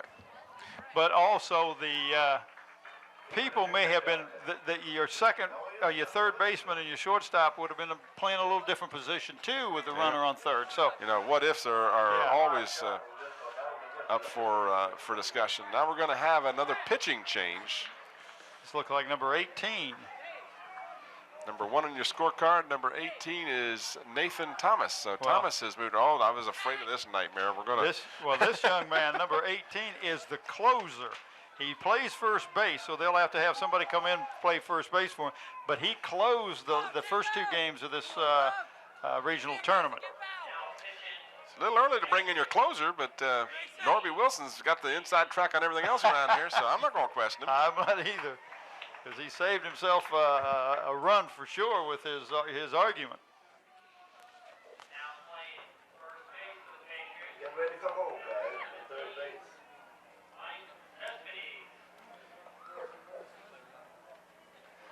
And you see who's over at first was the young man that normally pitches for them, unless there's another one. Mike Seppides is over at first. Oh, that's not. It's his brother that's also on the field, I guess, huh? Seppides was playing right field. Now he's moved in, and Thomas, who was playing first, has moved to pitcher. And all we have to do now is figure out who's on first. That's right. That's right. No, he's playing second. What's playing? What's on? Who's on what? Who's on first? Well, never mind. I wouldn't even start that. But at any rate, a strange situation here, and one of the reasons I'm sure that Buddy Denton wanted to get Wheeler off of the base paths is to get over to the dugout and get some warmth on that arm, because this has been an extraordinarily long inning, and the last thing they want is their ace to have his arm tighten up. Yeah, that's for sure. So Seppides has come on now to pitch.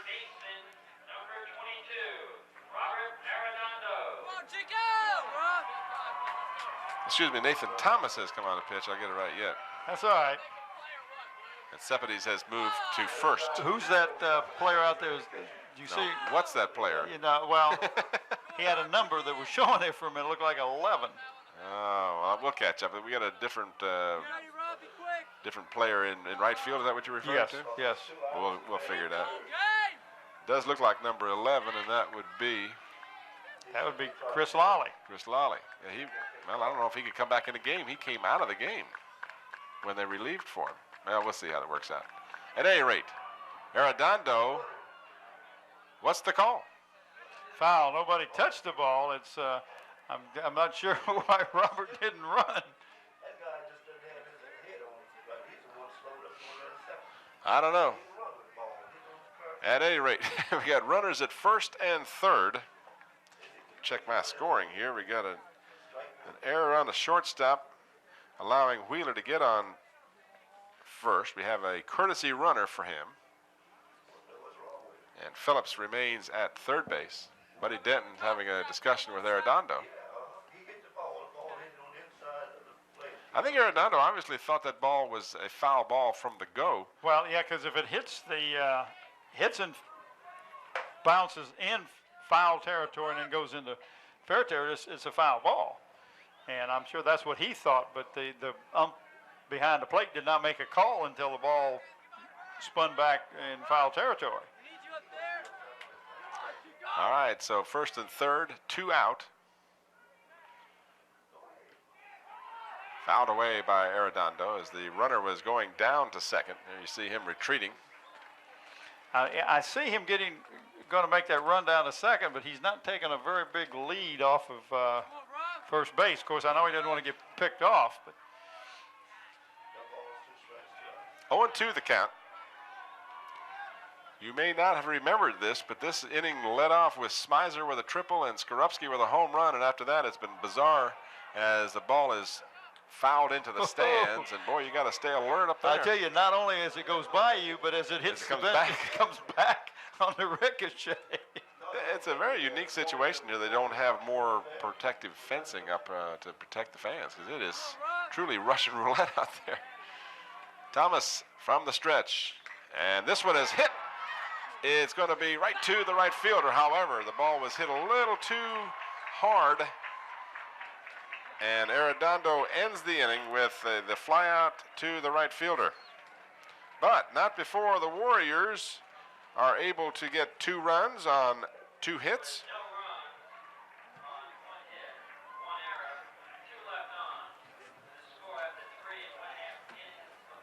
The official score, I was just listening to PA announcer, he's not even close. He says one run on 1 hit. There was 2 runs. On 2 hits. On 2 hits.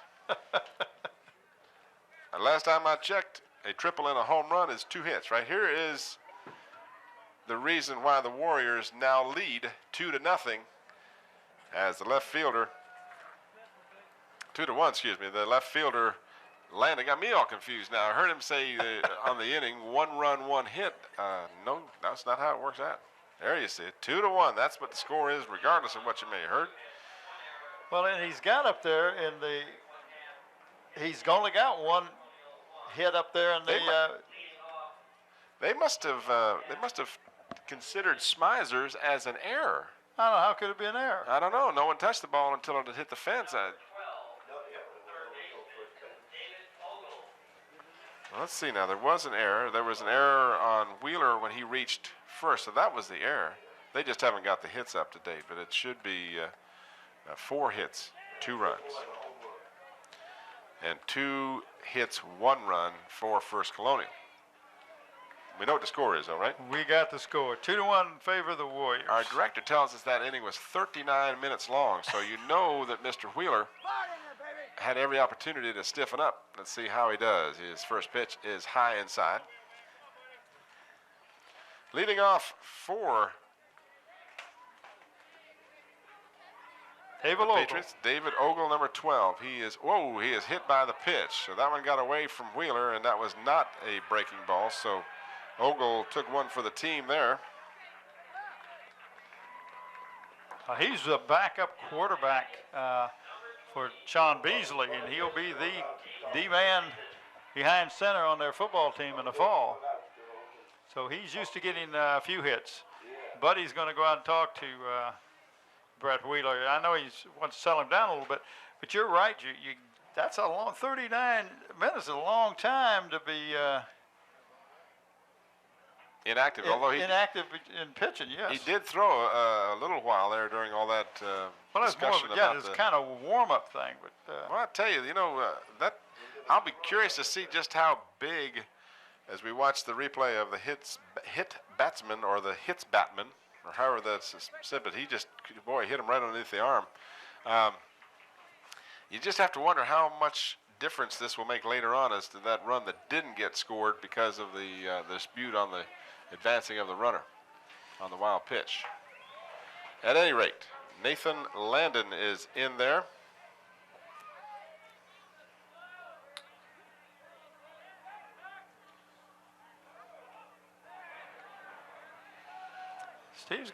Brett's got a nice, very quick move to first. Landon grounded out second to first in the second inning. Squares around to bunt, fouls it away.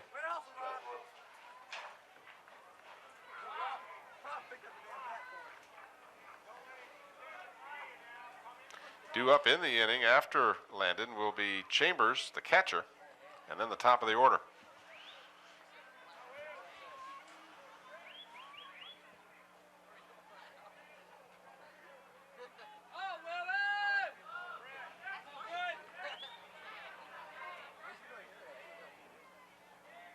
Game approaching 2 hours in length, and we're only in the 4th inning.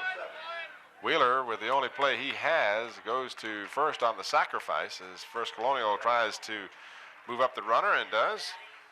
That's a nice job by Nathan Landau that brings up Rob Chambers, batting 300. And Mr. Chambers has one of the 2 hits off of Wheeler. Had a triple in the second inning and did not score as Wheeler settled down and got the 3rd out. Runner at second, 1 away. 1-run ball game.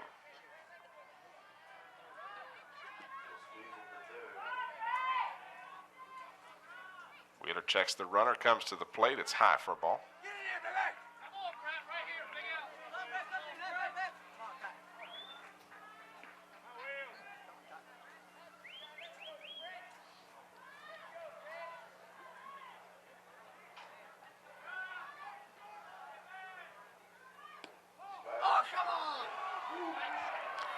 Ball 2. You may have heard some of the protests of the bench there. Of course, they're always going to have a different opinion on the pitch, but it did look like a pretty good pitch from here. Well, evidently a little inside or low. Wheeler's low with ball 3. So I'm sure with a 300 hitter up there that Wheeler is looking from the point of view of, look, I got first base open anyway. I don't want to get to their leadoff man, but I don't want to give this man something good to pound out of here either.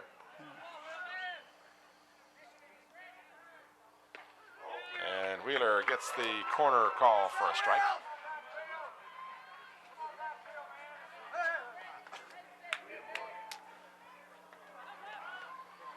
And this is the pitch that the young man is going to be looking for, I'm sure.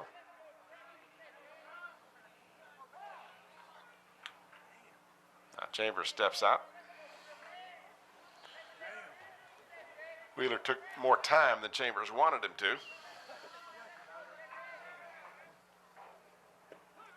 And a strike 2 on the corner. So Wheeler, after falling behind 3-0, comes back with 2 pitches on the edges. And he's back in this count, 3-2 with 1 away, runner at second.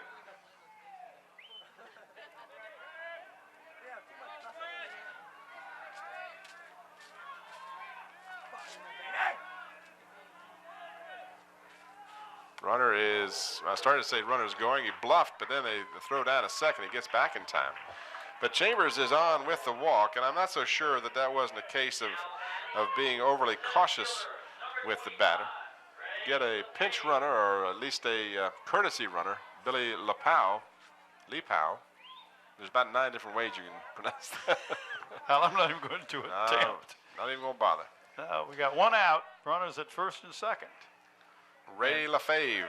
Your leadoff batter, center fielder batting .350. He's 0 for 2, so you might say he's due. Fouled away.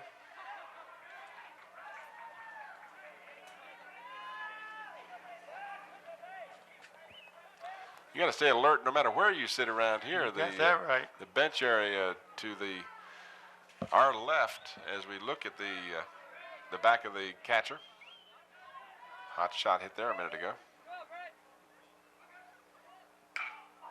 Ball hit to the right side. Over to second for 1. Back to first. Yeah. Oh, they say drop the ball. Started to ring him out, but Denton apparently couldn't hold on to the ball.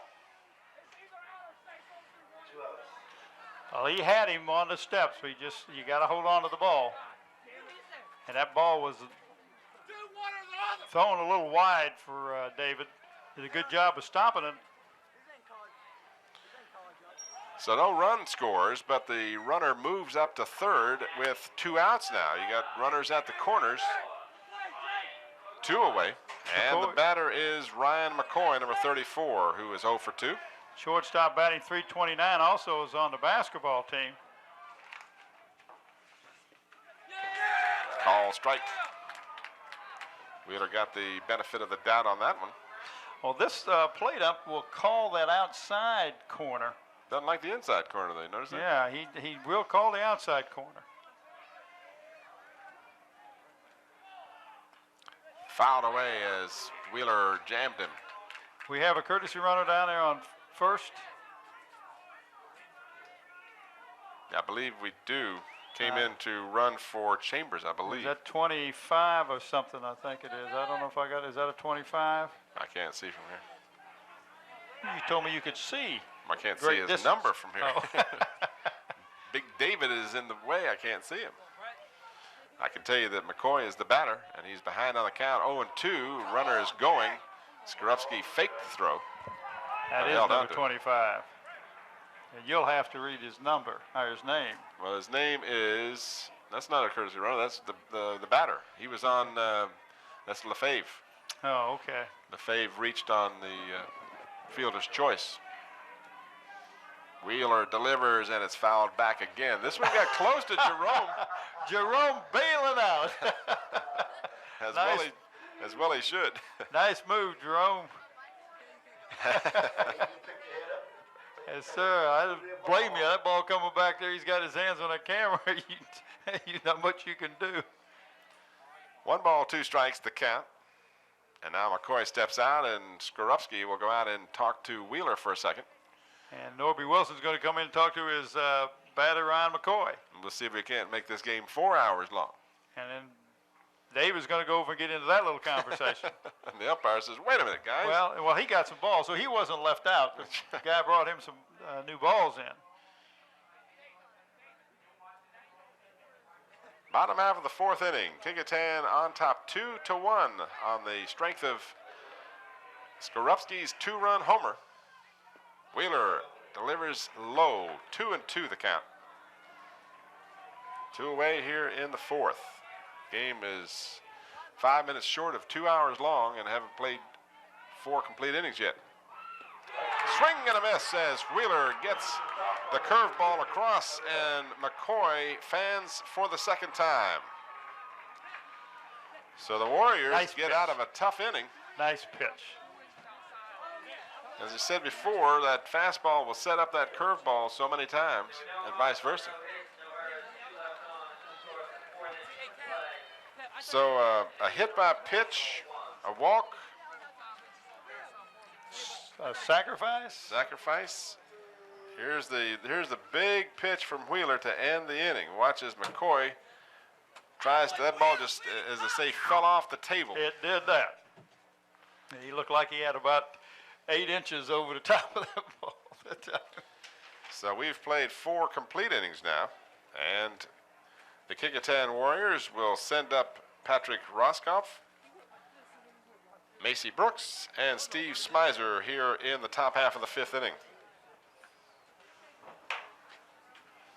We were talking about our cameraman there, Jerome Young, almost got nailed by a foul ball. We do want to mention the crew tonight and certainly thank them for their usual superb effort.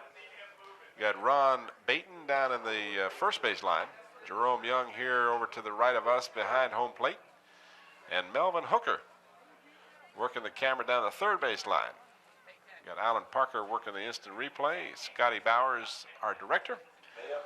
Bev is in there. Bev is on the graphics. Beverly Thaxton Penn. You get it right. I always want to reverse that. And then sitting up here with us, the guy that wants to give me a drink. The man who's making the coffee run. Dr. Sam. Dr. Sam Stills, our illustrious producer.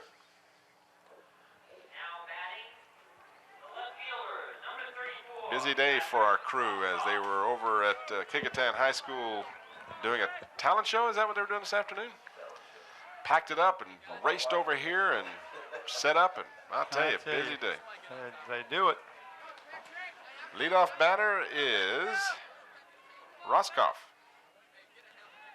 Flied out in the second inning and got a double in the third. He's 1 for 2. Nathan Thomas is the pitcher, third pitcher in the ball game for First Colonial. Big left-hander winds and delivers. Ball hit weakly to the third baseman. Over for the throw in time. That took a real funny second hop there, and I thought that Roscoff had a good chance of beating it. Had to be a good throw, which it was from the third baseman. Macy Brooks is the batter. He is 1 for 2, singled in the second inning and struck out in the third.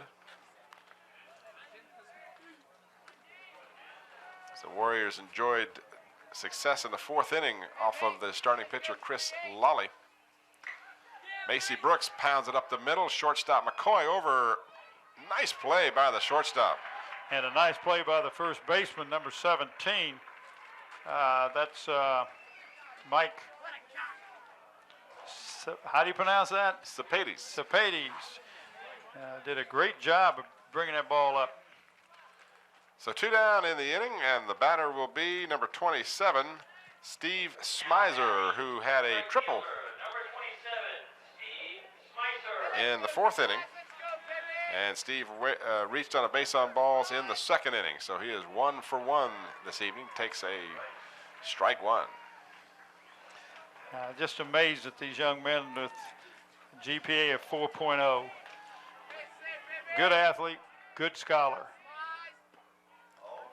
Off the plate for a ball.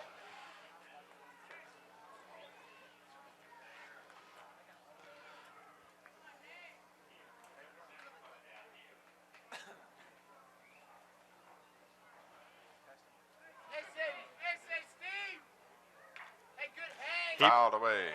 He covered second base when Jacob Buski hurt his ankle in the second half of the season. Meisner played second base. Hey, base trip in there, Smudge. 1 ball, 2 strikes, 2 away. A little bit high, evens the count at 2-2. Hey, say Smudge. As you mentioned, Let's go, baby. both coaches can use all their pitchers this evening that they choose to, since there's no game until next Friday, a whole week off, plus a day, as a matter of fact. Interesting the way the tournament is set up. I would have thought they'd have the tournament run into the weekend somehow, so there wouldn't be that big delay. Yeah, I'm sure that the coaches would have loved that too. Like you have the semis on a Wednesday or something. They did the same thing with basketball this year, if you recall. Had That's the true. regionals one That's headed weekend, for and the- then Yeah, that was headed for the convertible. I just want to let you know. That foul tip. I'm trying to shake you up because you go home with a dent in that car, and Donna's not going to let you in the house. I'm not going home if there's a dent in that car. Smizer swings, the ball gets away from the catcher, and Smizer will make it to first. So you don't see it happen very often, but if the catcher can't hold on to the third strike and the first base position is open, you can run, and if you can get there before he throws you out, you're safe. And Steve hesitated a second. He did not know that the ball was lost by the catcher, and made it a little closer than you would have thought with the ball going that far back to the fence. But that brings up home run guy. Killer Skorupski. And I say that affectionately as he parked one out of here. I made that up. His name isn't Killer. Well, he'll take it tonight. 1 for 2, and the one he had was the big one, the 2-run home run in the 4th inning. Had Smizer on then, he'd like to duplicate the feat.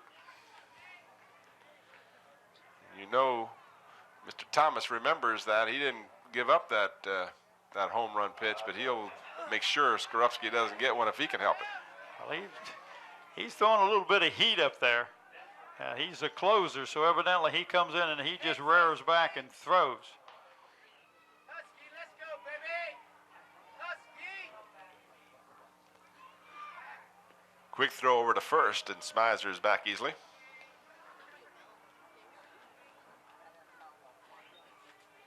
Husky, let's go, baby. Husky. Back. He stopped. He stopped his motion.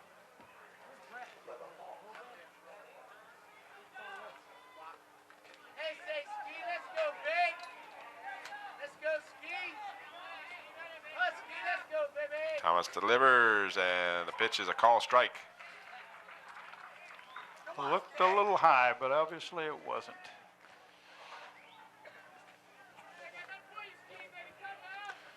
Buddy Denton flashing the signals to the batter and the runner. And you can see a good shot of the runner.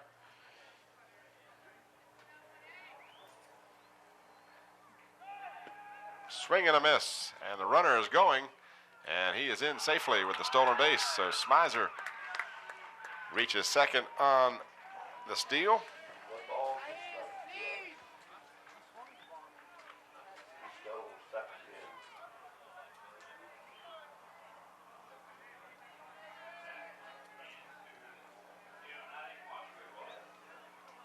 Hey, say Ski, let's go, baby. Husky. So now the runner in scoring position. Husky, let's go, baby. Must be tough, though, after seeing those looping pitches from Lolly up there. Then you have Thomas come in with his heavy heat. Yeah.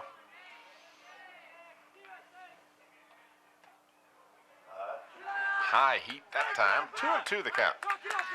2-2 with 2 outs here in the top of the 5th. Kecoughtan won the last game they played by the score of 2-1, and of course would like to duplicate that feat tonight. This young man on the plate, the coach Norby Wilson said that he can throw some heat. And he did that time as he got the swinging strike 3 for Skorupski. So after 4.5 innings, our score, Kecoughtan 2 and First Colonial 1. We'll return right after a brief timeout.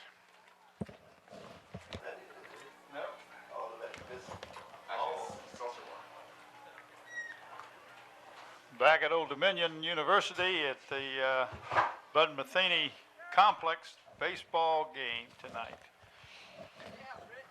As we can see the strikeout to end the last inning of play.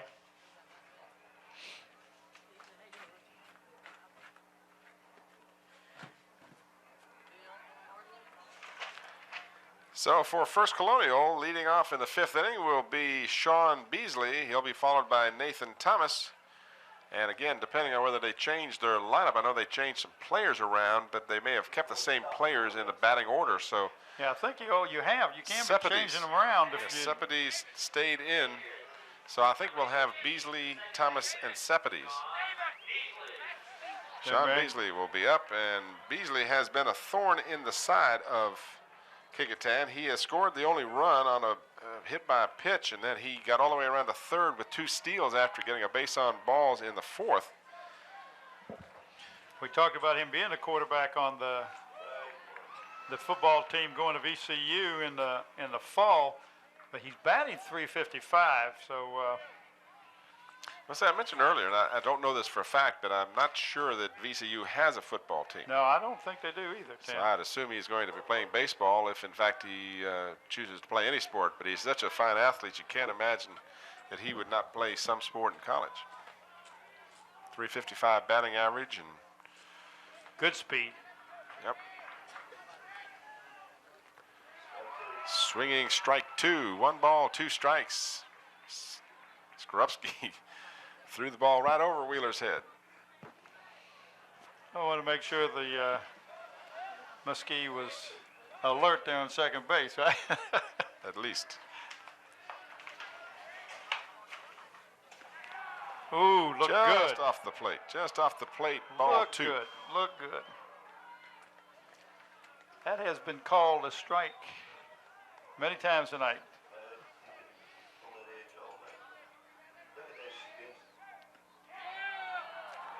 Wheeler thought that one should be a strike and didn't get the call. As he bounced up and down, you may have seen him.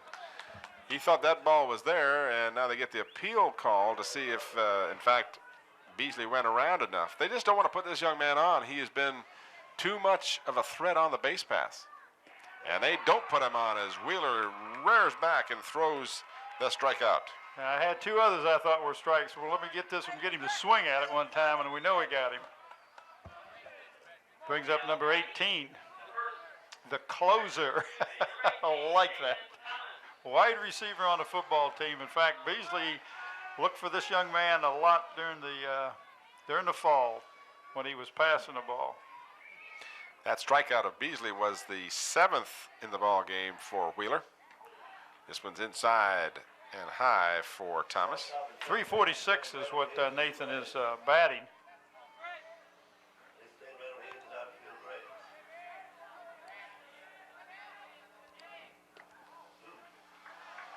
That's that outside corner he just doesn't call. He doesn't like that corner. He likes the other one normally. He being the umpire. Scotty says he must be right-handed. I don't know. Maybe he's left-eyed. Curveball, no good. Well, that's breaking across the plate. That must be a little low. Yeah, it's hard for us to tell that from up here. 3 balls and no strikes. Wheeler behind on the count. Comes in with the automatic.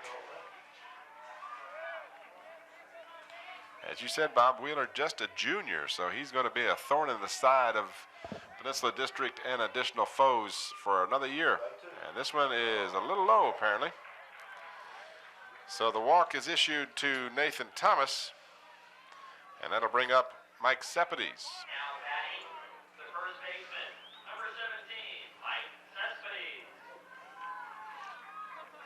He is their normal pitcher. They've been their ace all year long, playing right field tonight, or he started off at right field. I don't know where they've got him somewhere else now, right? He's playing first now. Yeah, he's playing first. Seppides is a 1-for-2 night going. Actually, 1-for-1, excuse me. He had a double in the first and walked in the third.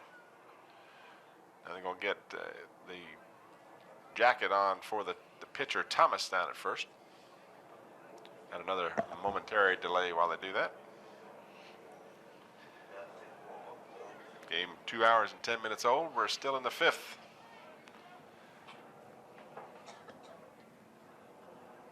Don't know why on the way over here I was thinking we might be in and out of here in no time with Wheeler pitching, but That's not been the case. well, it's not through the fault of the players. It's been a lot not of when you got a 39-minute inning, because we had the coach he went from the home plate umpire to the third base umpire to the second base, back to the groundskeeper, and then finally got his call. I think he went to concession stand and got the answer he wanted because it worked. Whatever it was, he saved himself a run for sure. Wheeler keeping a close eye on Thomas down at first. Delivers to the plate, hit back up the middle. Diving attempt to stop the ball. It gets through, and going to third is Thomas. Good speed by Nathan Thomas. So First Colonial now with another threat with one out, runners at the corner again. Thomas never hesitated, made that turn and was going for third the whole time. A nice looking hit, and Seppides now is 2 for 2. Todd Benko, the DH, who has been a 2 strikeout victim to Wheeler, is up. Wheeler might be tiring a bit. He pitched a complete game Monday night, came back and pitched in relief yesterday, and now has gone all the way here for 4 innings plus. Curveball for a strike. Well, if he's getting tired, that means his curveball may be working a little bit better, and this DH seems to be having little problems. Todd Banco has been having some problems at the plate with Brett.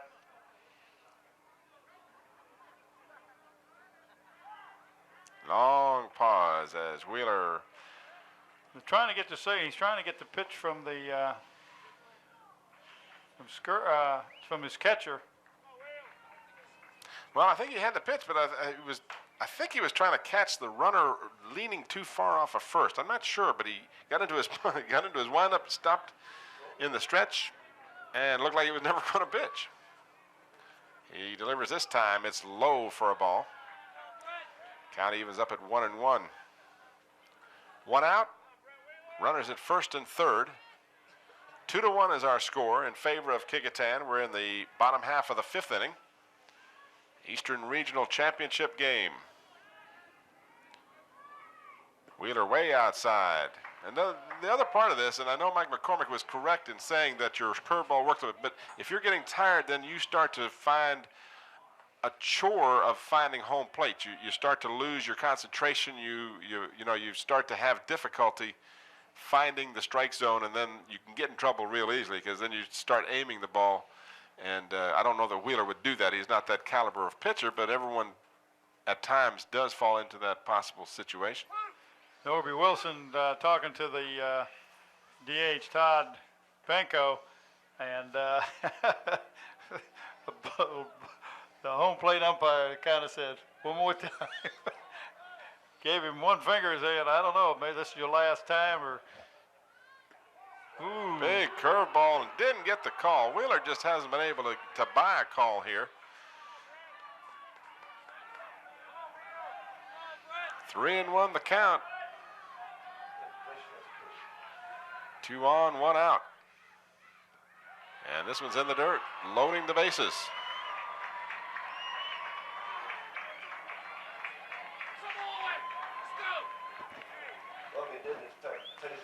That'll bring up David Ogle.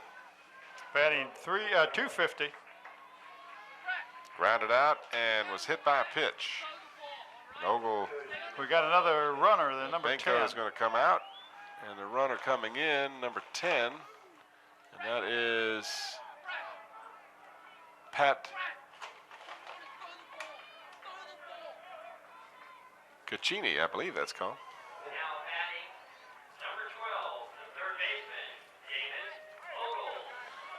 Ogle is 0 for 1. I see Buddy Denton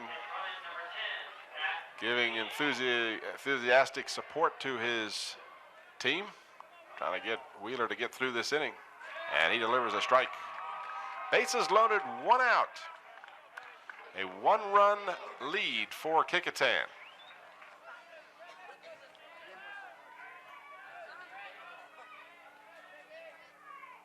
Nowhere to put this young man, and Wheeler finds the strike zone again. Well, he got the corner. He got the call on the corner that time because that was right on the outside corner. It was a nice location on that pitch. And David Ogle is, I don't know what he's done so far, but he's not had a lot of luck against young Brett. Grounded out and hit by a pitch.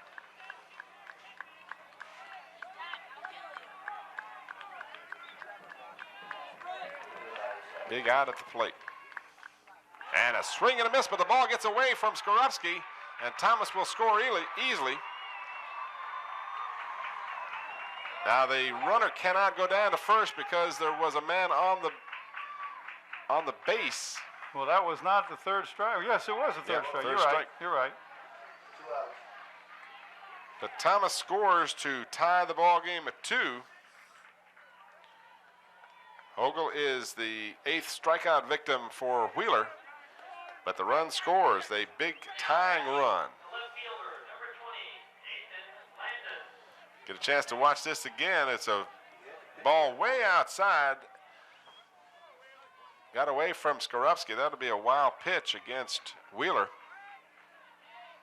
Nathan Landon is the batter with runners at second and third and 2 out. Big curveball for a strike. The left field senior is batting about 250.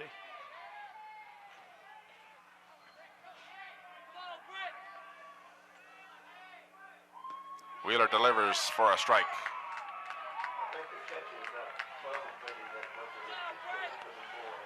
So Landon is behind on the count.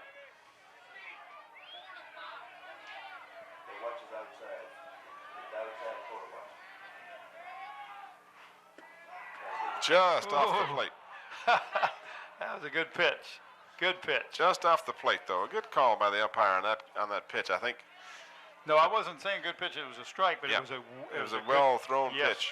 It was right where he wanted to throw it, and hoped the batter would go for it, being behind on the count, but he held back. But not this time. Landon is punched out of there. But the First Colonial team scores 1 run on 1 hit and 3 strikeouts in the inning for Wheeler.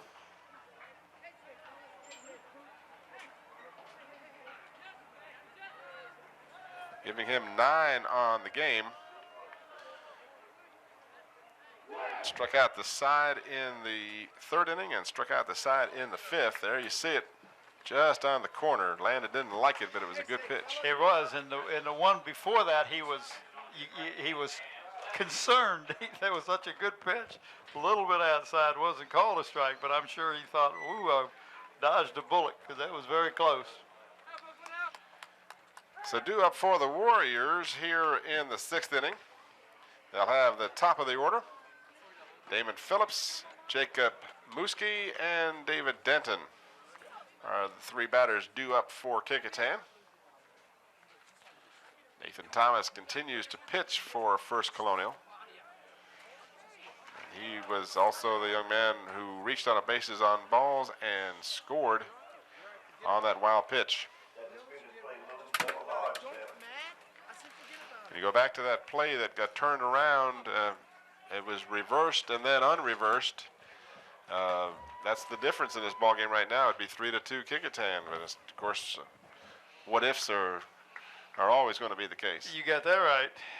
There we go. Where are we? We're over here, right? Yeah, we slip out and see. No, that's not Dr. Sam. You got to go the other way. Dr. Sam doesn't have a hat on. Not only that, but he's not in the next booth. Thomas delivers a strike to the leadoff batter, Damon Phillips, who struck out in the 1st, reached on a base on balls in the 2nd, and likewise in the 4th. And Phillips was that controversial runner at the time. Off the fists, and he is out. Nice play by the second baseman. Come on, Jake, you're due. Sean Beasley doing a good job out there.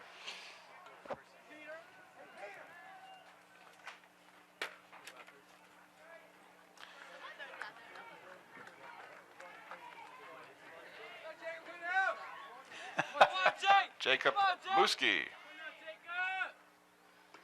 takes the first pitch high. Base on balls in the first, popped out to the left fielder in the second, and then struck out in the fourth.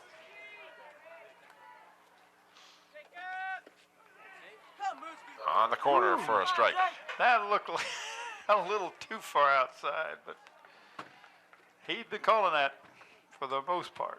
Yeah, that's the same location that Wheeler got the strike 3 call a minute ago.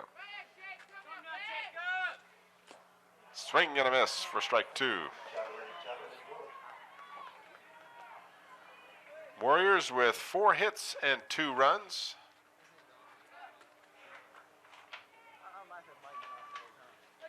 First Colonial, 3 hits and 2 runs.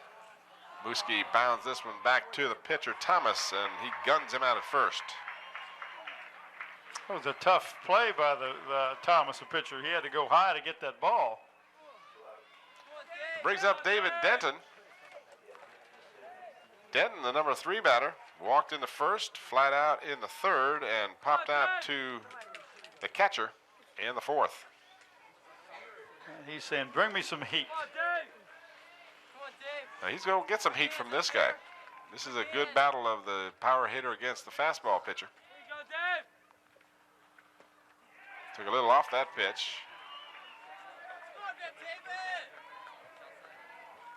Good matchup between 2 good baseball teams.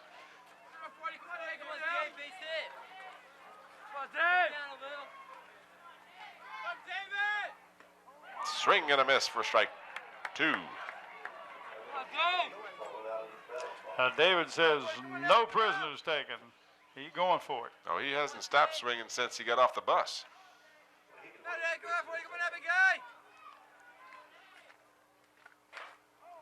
Hits this one on the right side of the infield. First baseman gets a tough hop, but he's able to handle it. And Denton goes down on the ground out. First baseman was involved in all 3 putouts in that inning. And the Warriors go quietly in the top half of the 6th inning. No runs, no hits. And for one of the few times in the ballgame, no one reached base.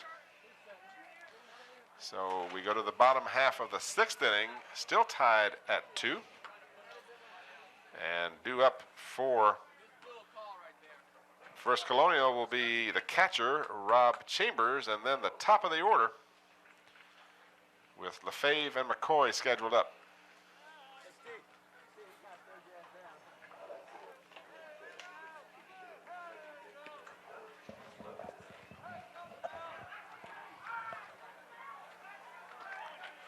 Those of you that may have joined us late, I'm Tim Cole with Bob Hintz. You're watching the Eastern Regional Championship game between Kecoughtan, the Peninsula District champion, and the beach champion, First Colonial Patriots. Warriors trailed 1-0 when David Skorupski nailed a Chris Lawley pitch over the fence with Steve Smizer on base to take a 2-1 lead, and then First Colonial has battled back in the 5th inning. Nathan Thomas walked and eventually scored. And I'd be curious to see how many times a runner who walks ultimately scores. It seems like an awful lot of the time those walks come back to haunt you. Or a hit batter, as in case of the first inning. Yep, both of the runs have scored from men who either were given a base on balls or hit by a pitch. Chambers steps in. He had a triple in the 2nd inning. That's and 300. reached on a base on balls. He's 1 for 1.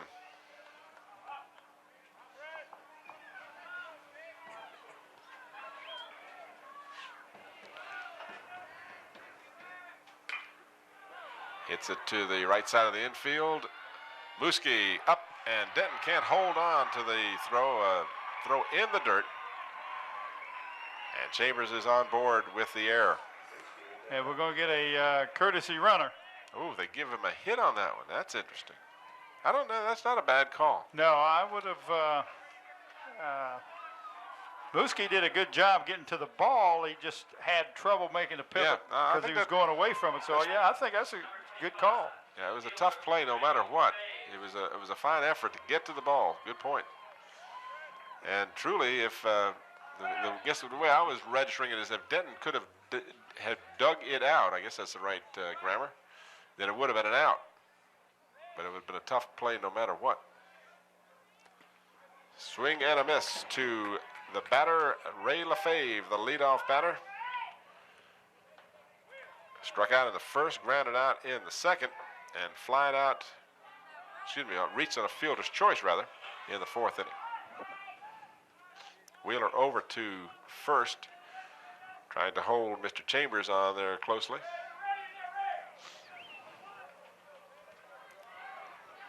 Well, the Toby Wilson may have a hit and run on here.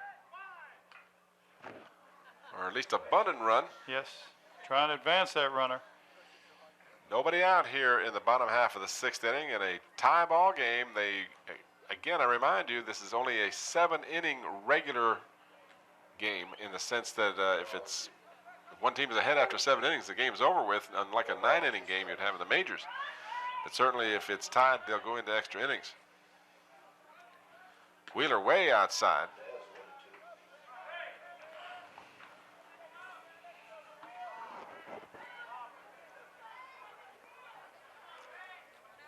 One ball, 2 strikes to Ray LaFave.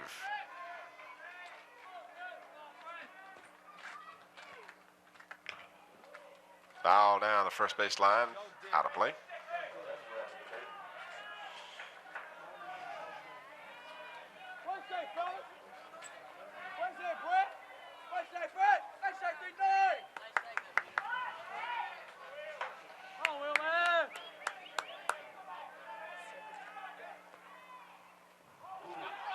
Skorupski has a tough chance on the wild pitch.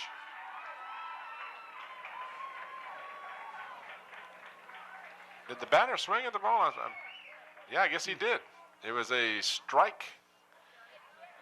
strikeout for Wheeler. The ball got away from Skorupski. Or was it a ball? Well, they took the count off. They were it was 2-2, so it's got to be 3-2 now. Yeah, I thought that. He must have thought.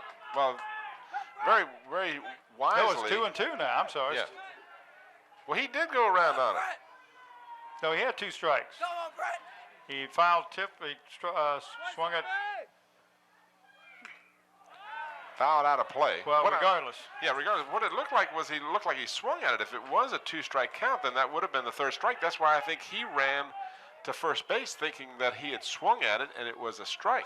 But he would have been out. He would have been out because you can't go to first base if it's occupied. Whatever. The count remains 2-2, and the runner is at second base. So that's, of course, of concern to Wheeler, and LaFave is punched out of there for a strikeout.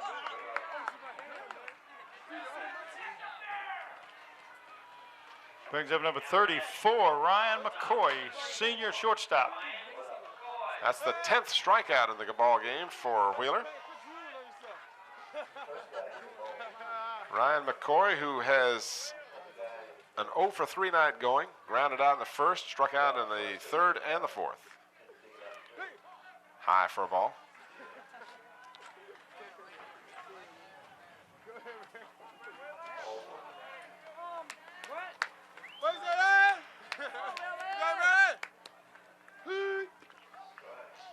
Takes the pitch. A ball. Must have been high.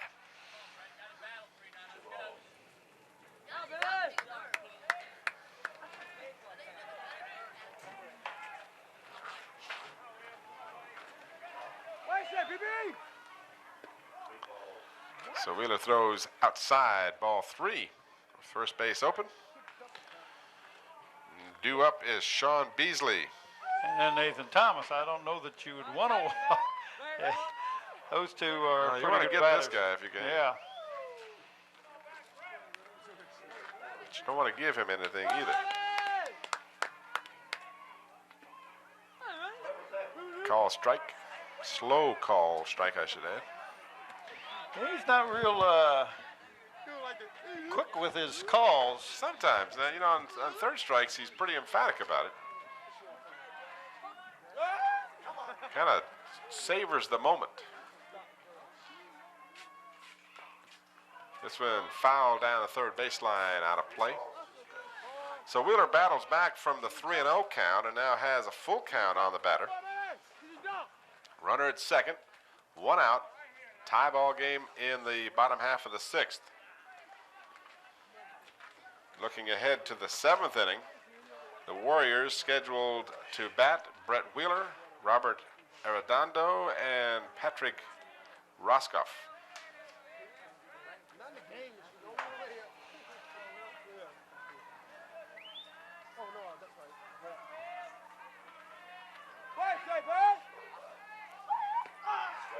Just off the plate. Wheeler wanted that one, but it was just outside.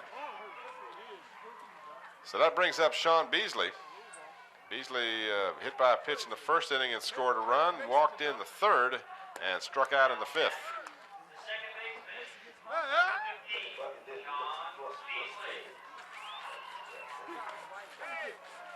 Runners at 1st and 2nd.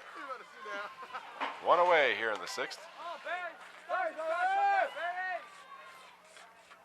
Beasley tries to lay one down and punts it foul.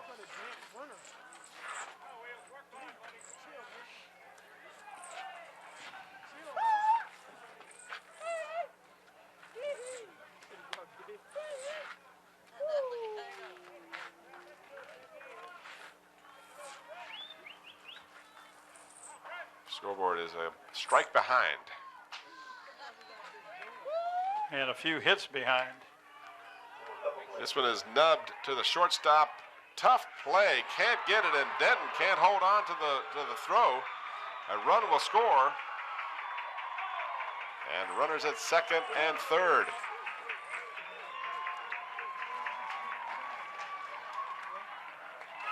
So Damon Phillips with an excellent effort to get to the ball, but then threw wildly to 1st, and Denton couldn't come up with it.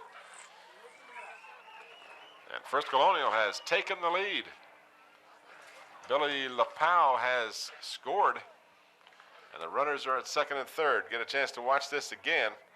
This ball is a high chopper to Phillips. He's really got to rush in to get the ball. Does a good job of getting the right position, but just off balance throws the ball, and Denton can't quite come up with it. I don't know that if he would have been able to get the runner even with a good throw, because Beasley's got a lot of speed. We saw him steal 2 bases the 1st inning, I believe he was in, stole 2nd and 3rd. Now see, if that's an error, then the other one should have been an error too. There's no question. That was a tougher play than they had a while ago. Well, he may give him an error on the throw because it did allow the... Maybe a hit and an error would be the case. That's what I would have ruled. A single and an error allowing the runners to advance.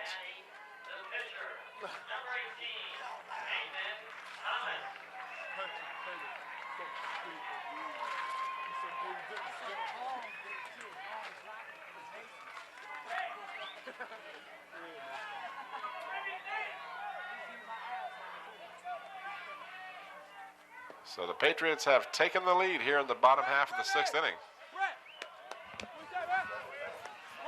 Batter Nathan Thomas.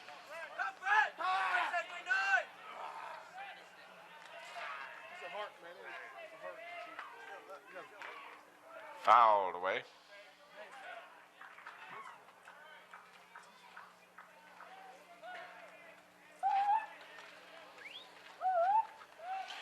I saw Buddy go out and have a little conference out there, and I don't know what he was talking to Brett, saying, you know, how do you feel? Because he's got, he can bring in Steve Schmeisder or he can bring in Rocco Brown.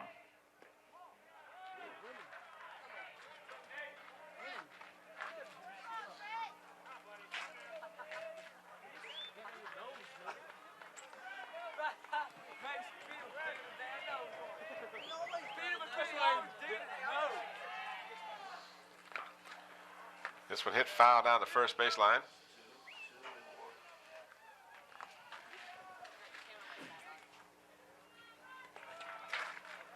One out in the bottom half of the sixth. One run across for First Colonial. They have taken the 3-2 lead here in the championship game. And still threatening with runners at second and third and only one out.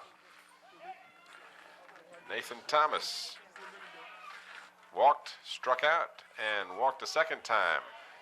So he is 0 for 1. And Brett's got to be getting tired, Tim. He's thrown a lot of pitches, and this has been a long game, and he pitched a complete game Monday 3 night. days ago, Yep. and then faced 7 batters a day ago. So He's a young man, though. Probably throw another 13 or 14 innings.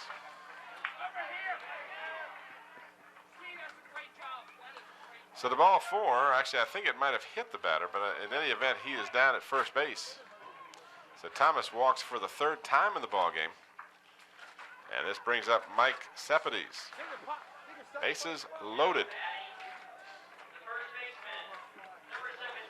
Not being real familiar with Buddy's coach pitching staff, we don't know whether they've got another young man that could come in other than Smizer.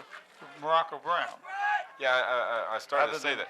When I say whether he can come in or not, I don't know whether he can come in and be the closer that you need at this point. I think Will taking a step out of it. So I'm not sure exactly what's going on. Wheeler is walking around behind the mound.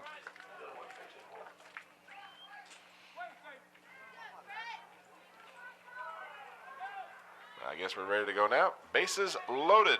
One out. Bottom of the 6th. Curveball is low.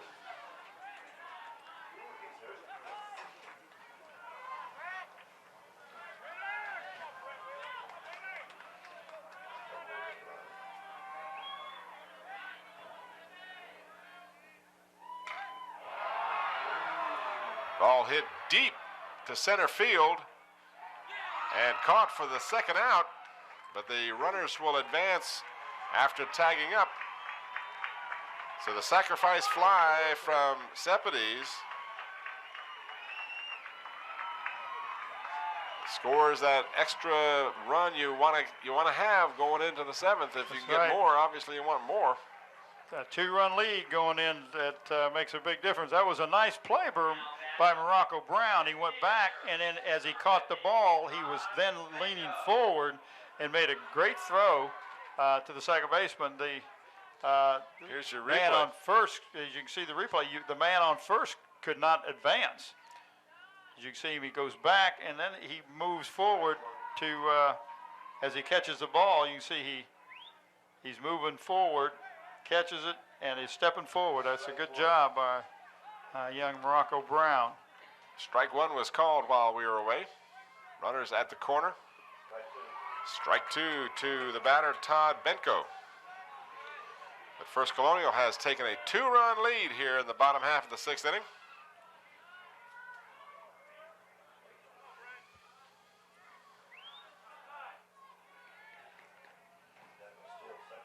That's strike. Call. 1 ball, 2 strikes. Ball a little low.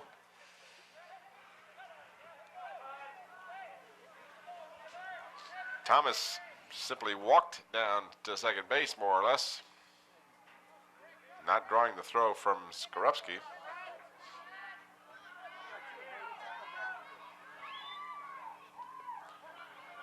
Good job by David to keep the ball in front of him.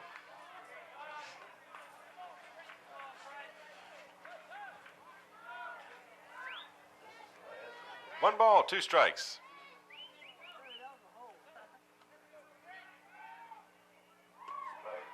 A little bit high, 2-2. 3 balls, 2 Or is it 3-2?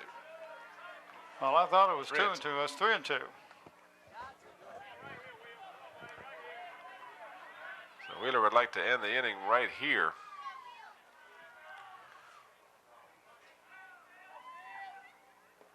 And does not, as he loads the bases again.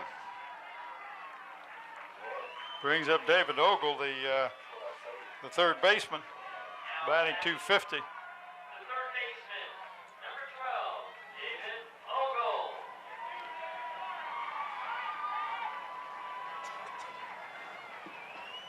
So Ogle, the 8th batter in the inning, has grounded out, was hit by a pitch, and struck out. 0 for 2.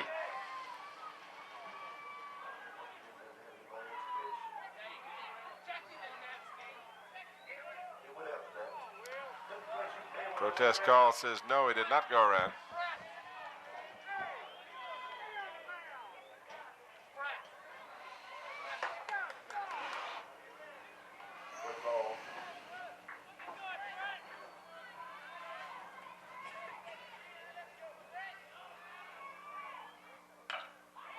Ball hit to David Denton, got a bad hop, went right over his shoulder. 1 run in, 2 runs in. Just a terrible hop, just nothing he could do about that one. He was in front of the ball and it bounced right over his shoulder.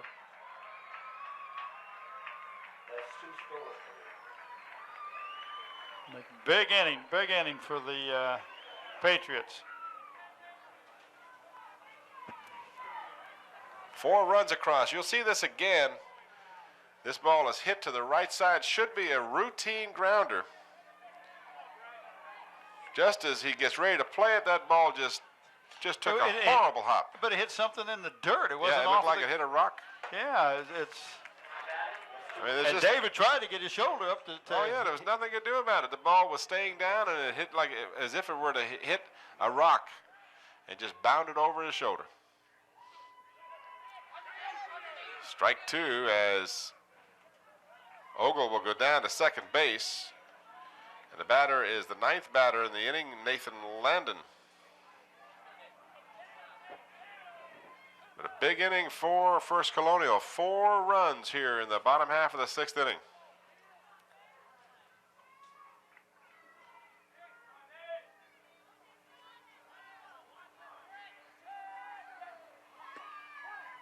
Well, this has been a long inning.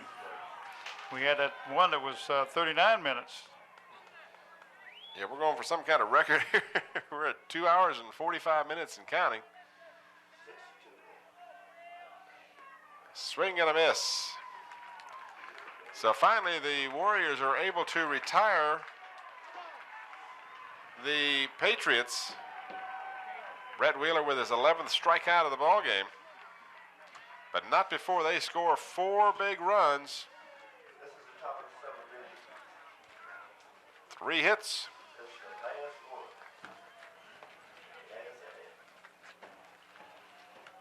Tough inning for the Warriors. Boy, that last one was just a backbreaker. 2 runs scored on what could have been a routine grounder to the first baseman. But no chance at all for David Denton. No, he was down in position and everything. The ball just took a terrible hop. Yeah, and that's why I'm glad I saw the replay, because at first I'm thinking, I didn't think it hit any part of the grass, but it took the bad bounce on the dirt, which is normally, they had the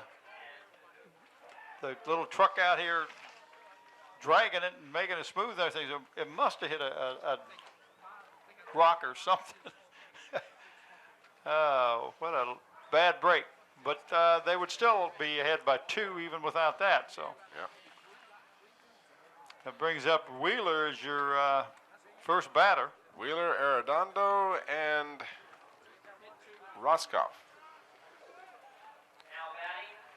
So the Warriors are going to need to get the guns loaded up. They have a chance to win this ball game. Again, we stress the fact that both of these teams will advance to the state championship play.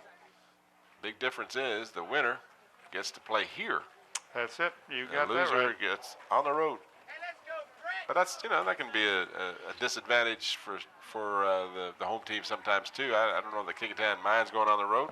When you got Brett Wheeler with 8 days rest, you could play anywhere you want. That's right.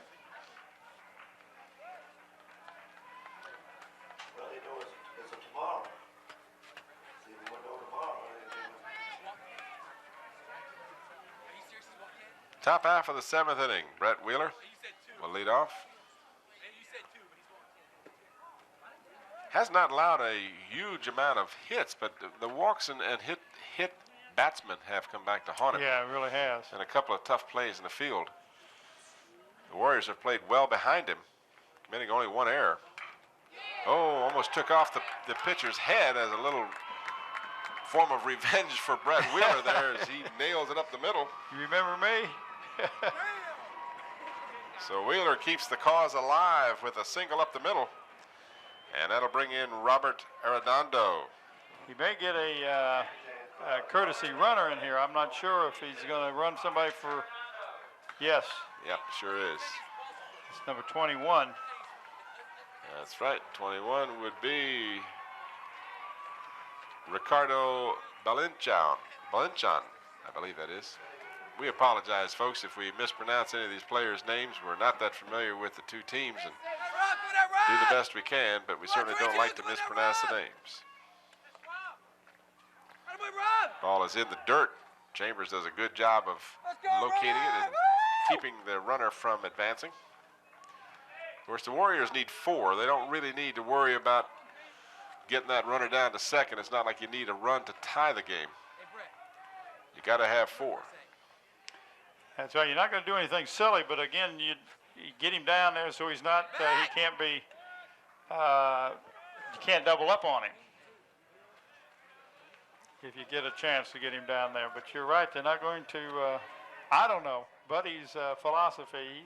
He's aggressive. Oh, I'm not saying he shouldn't be. I'm just saying that that's not the primary concern right now, is to get him down to second. You got to get some hits.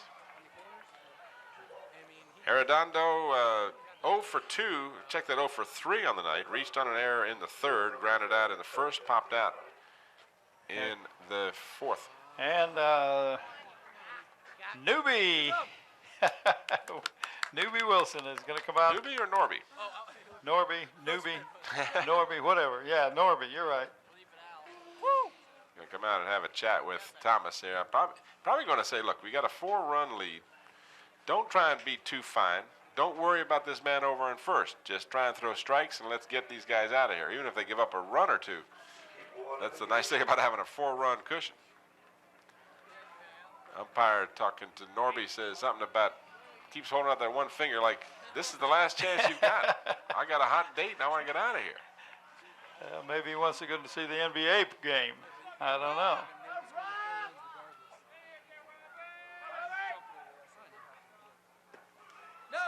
Down the middle for a strike.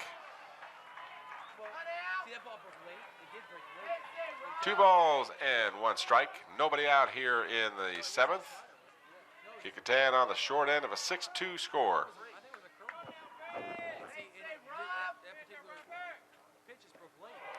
Swing and a miss. Count evens up at 2-2. He took a little off of that.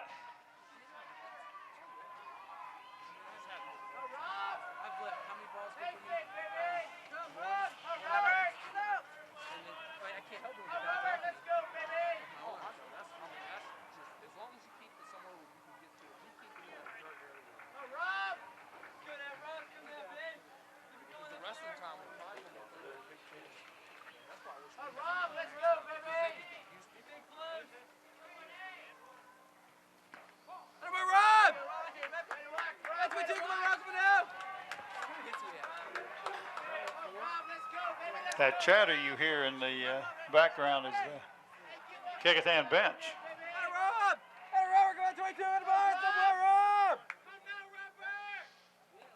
Trying to exhort Arredondo on, and he gets on by the base on balls. So the Warriors now with a threat of their own. They've got runners on first and second with nobody out. And Patrick Roscoff. And the umpire says, let's play ball, guys. Enough of these conferences. Let's go. I'm getting ready to go. I got a hot date really? tonight. Well, even if he doesn't have a hot date, the game is 10 minutes short of 3 hours. And I got to take our hats off for a second time to our crew for tonight. High inside pitch to the batter, Roscoff. Our camera people for these 2 hours and 50 minutes have been sitting there, or standing there, I should say. Jerome Young, Ron Baton, and Melvin Hooker have done a great job, as always. Now they have that, and this has been a long contest, as you said. Professionals all the way.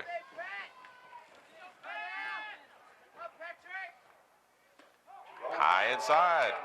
So Thomas is having some difficulty here. He's having a hard time finding the strike zone.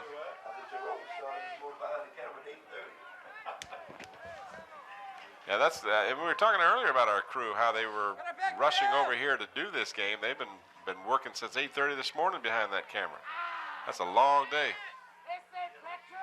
Hats off to the crew. Throw down a second, not in time, and a called strike, I believe, on that pitch. The umpire. He's slow making that call, but they got 2-1 on the scoreboard.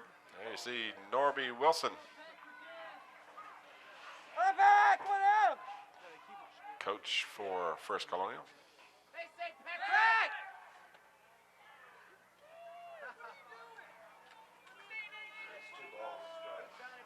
2-1 the count.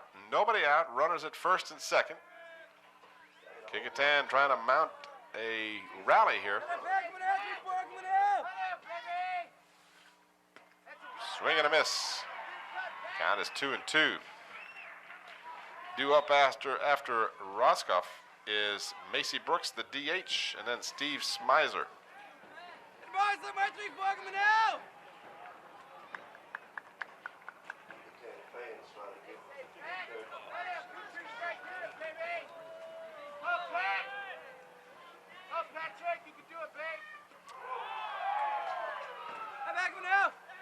High and tight.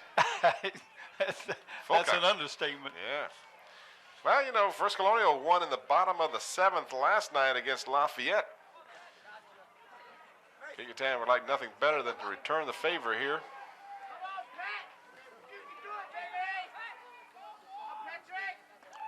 And Roscoff is aboard. Well, Tim, we have the tying run at the plate. No outs. I'm not sure what Nathan Thomas is telling the coach over here, but he's indicating something to the coach, Wilson. And Macy Brooks steps to the plate with the bases loaded and nobody out. So this is not over by any means. The Warriors, who have stranded runners from the very beginning, they had bases loaded in the second and left them there. Well, the first 2 innings they left stranded 5, so. Yep. Macy, the DH, singled, struck out, and grounded out.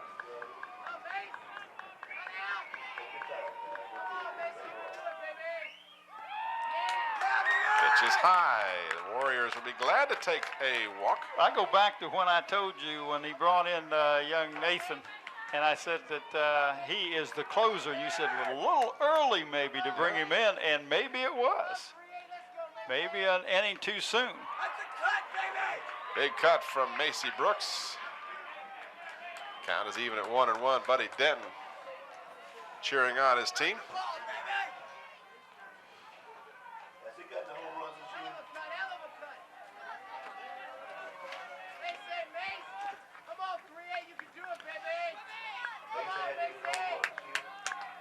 Four home runs on the season for Macy Brooks, in case you were wondering.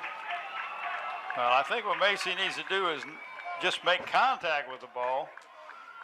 Make Thomas pitch to him. Obviously, Thomas is having a little bit of control problem, but Macy hits this thing out of here. We got a brand new game. Not to be, as Macy Brooks is a strikeout victim.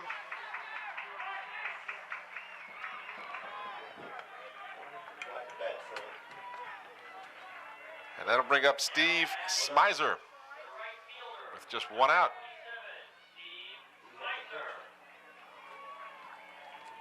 And on deck, David Skorupski, the home run hitter. Smizer swings and foul tips it.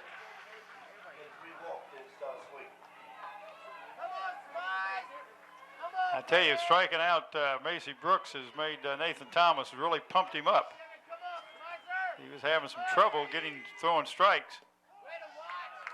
Low for a ball, 1-1 the count.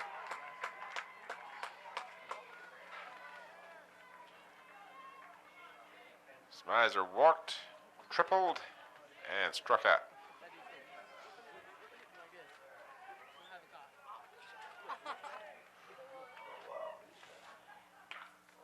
Fouled away down the first base line.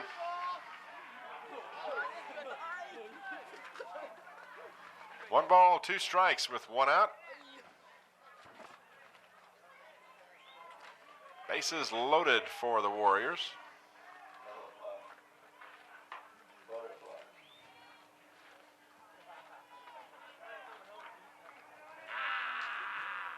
Let's go, Smythe! Come on, baby!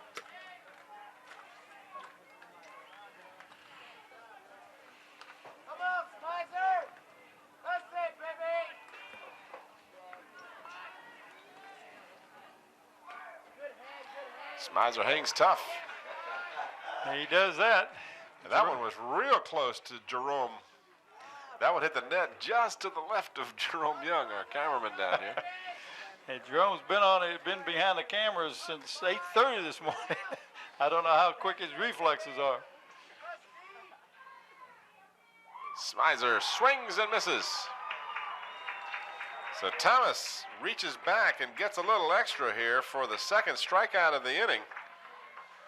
And this brings up the man who put the first 2 runs and the only runs on the board for Kecoughtan, Skorupski. Now batting, the catcher, number 36, David Skorupski. Popped out in the second, 2-run homer in the 4th, and struck out in the 5th. So the Warriors down to their last out. Pitch is high for a ball.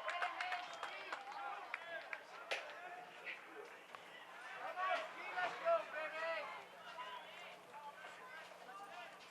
Let's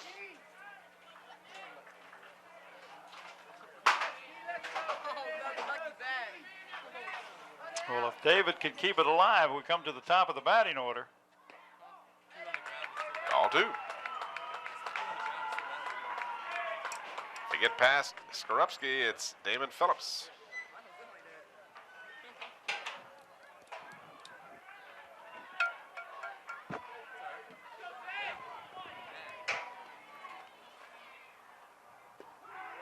Strike called.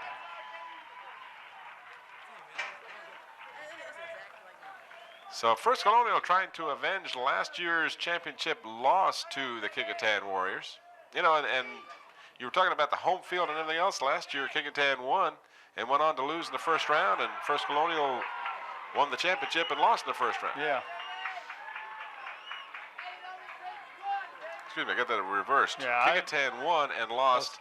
First Colonial lost and won. I'll get it right yet. I'm a little punchy after It's 3 easy hours. for you to say. No, it wasn't. 2-2 the count. Thomas. And he got him on the corner, and First Colonial wins the championship. Gallant effort by the Warriors. They had real trouble in that 6th inning, but Well, credit to Nathan Thomas. He looked like he was really down for the count. Had the bases loaded, and all he did was strike out 3 in a row. Can't do much more than that. can't do much more than that. He was singling something after he loaded the bases up. It was patting himself on the chest like, I know I did that, or I'm under control, I'm okay, I got it, you know, and boy, he did. If he's your closer, that's the way you like to see him finish it. So the Warriors will advance. They'll go on the road next week. Next Friday, we will, of course, the Daily Press and Ron School, they'll tell you where the game will be played and who the opponent will be. Well, I'm not sure who the opponent will be, but it'll either be in Colonial Heights or at Highland Springs. That's the 2 sites that Buddy Denton talked to me about. So Brett Wheeler will suffer the loss in the game. And the winner will be Nathan Thomas. The final score again, the Kecoughtan Warriors losing to First Colonial 6-2 in the championship game. For the entire crew and for Bob Hintz, this is Tim Cole. Thanks for watching. Good afternoon or good evening, everybody.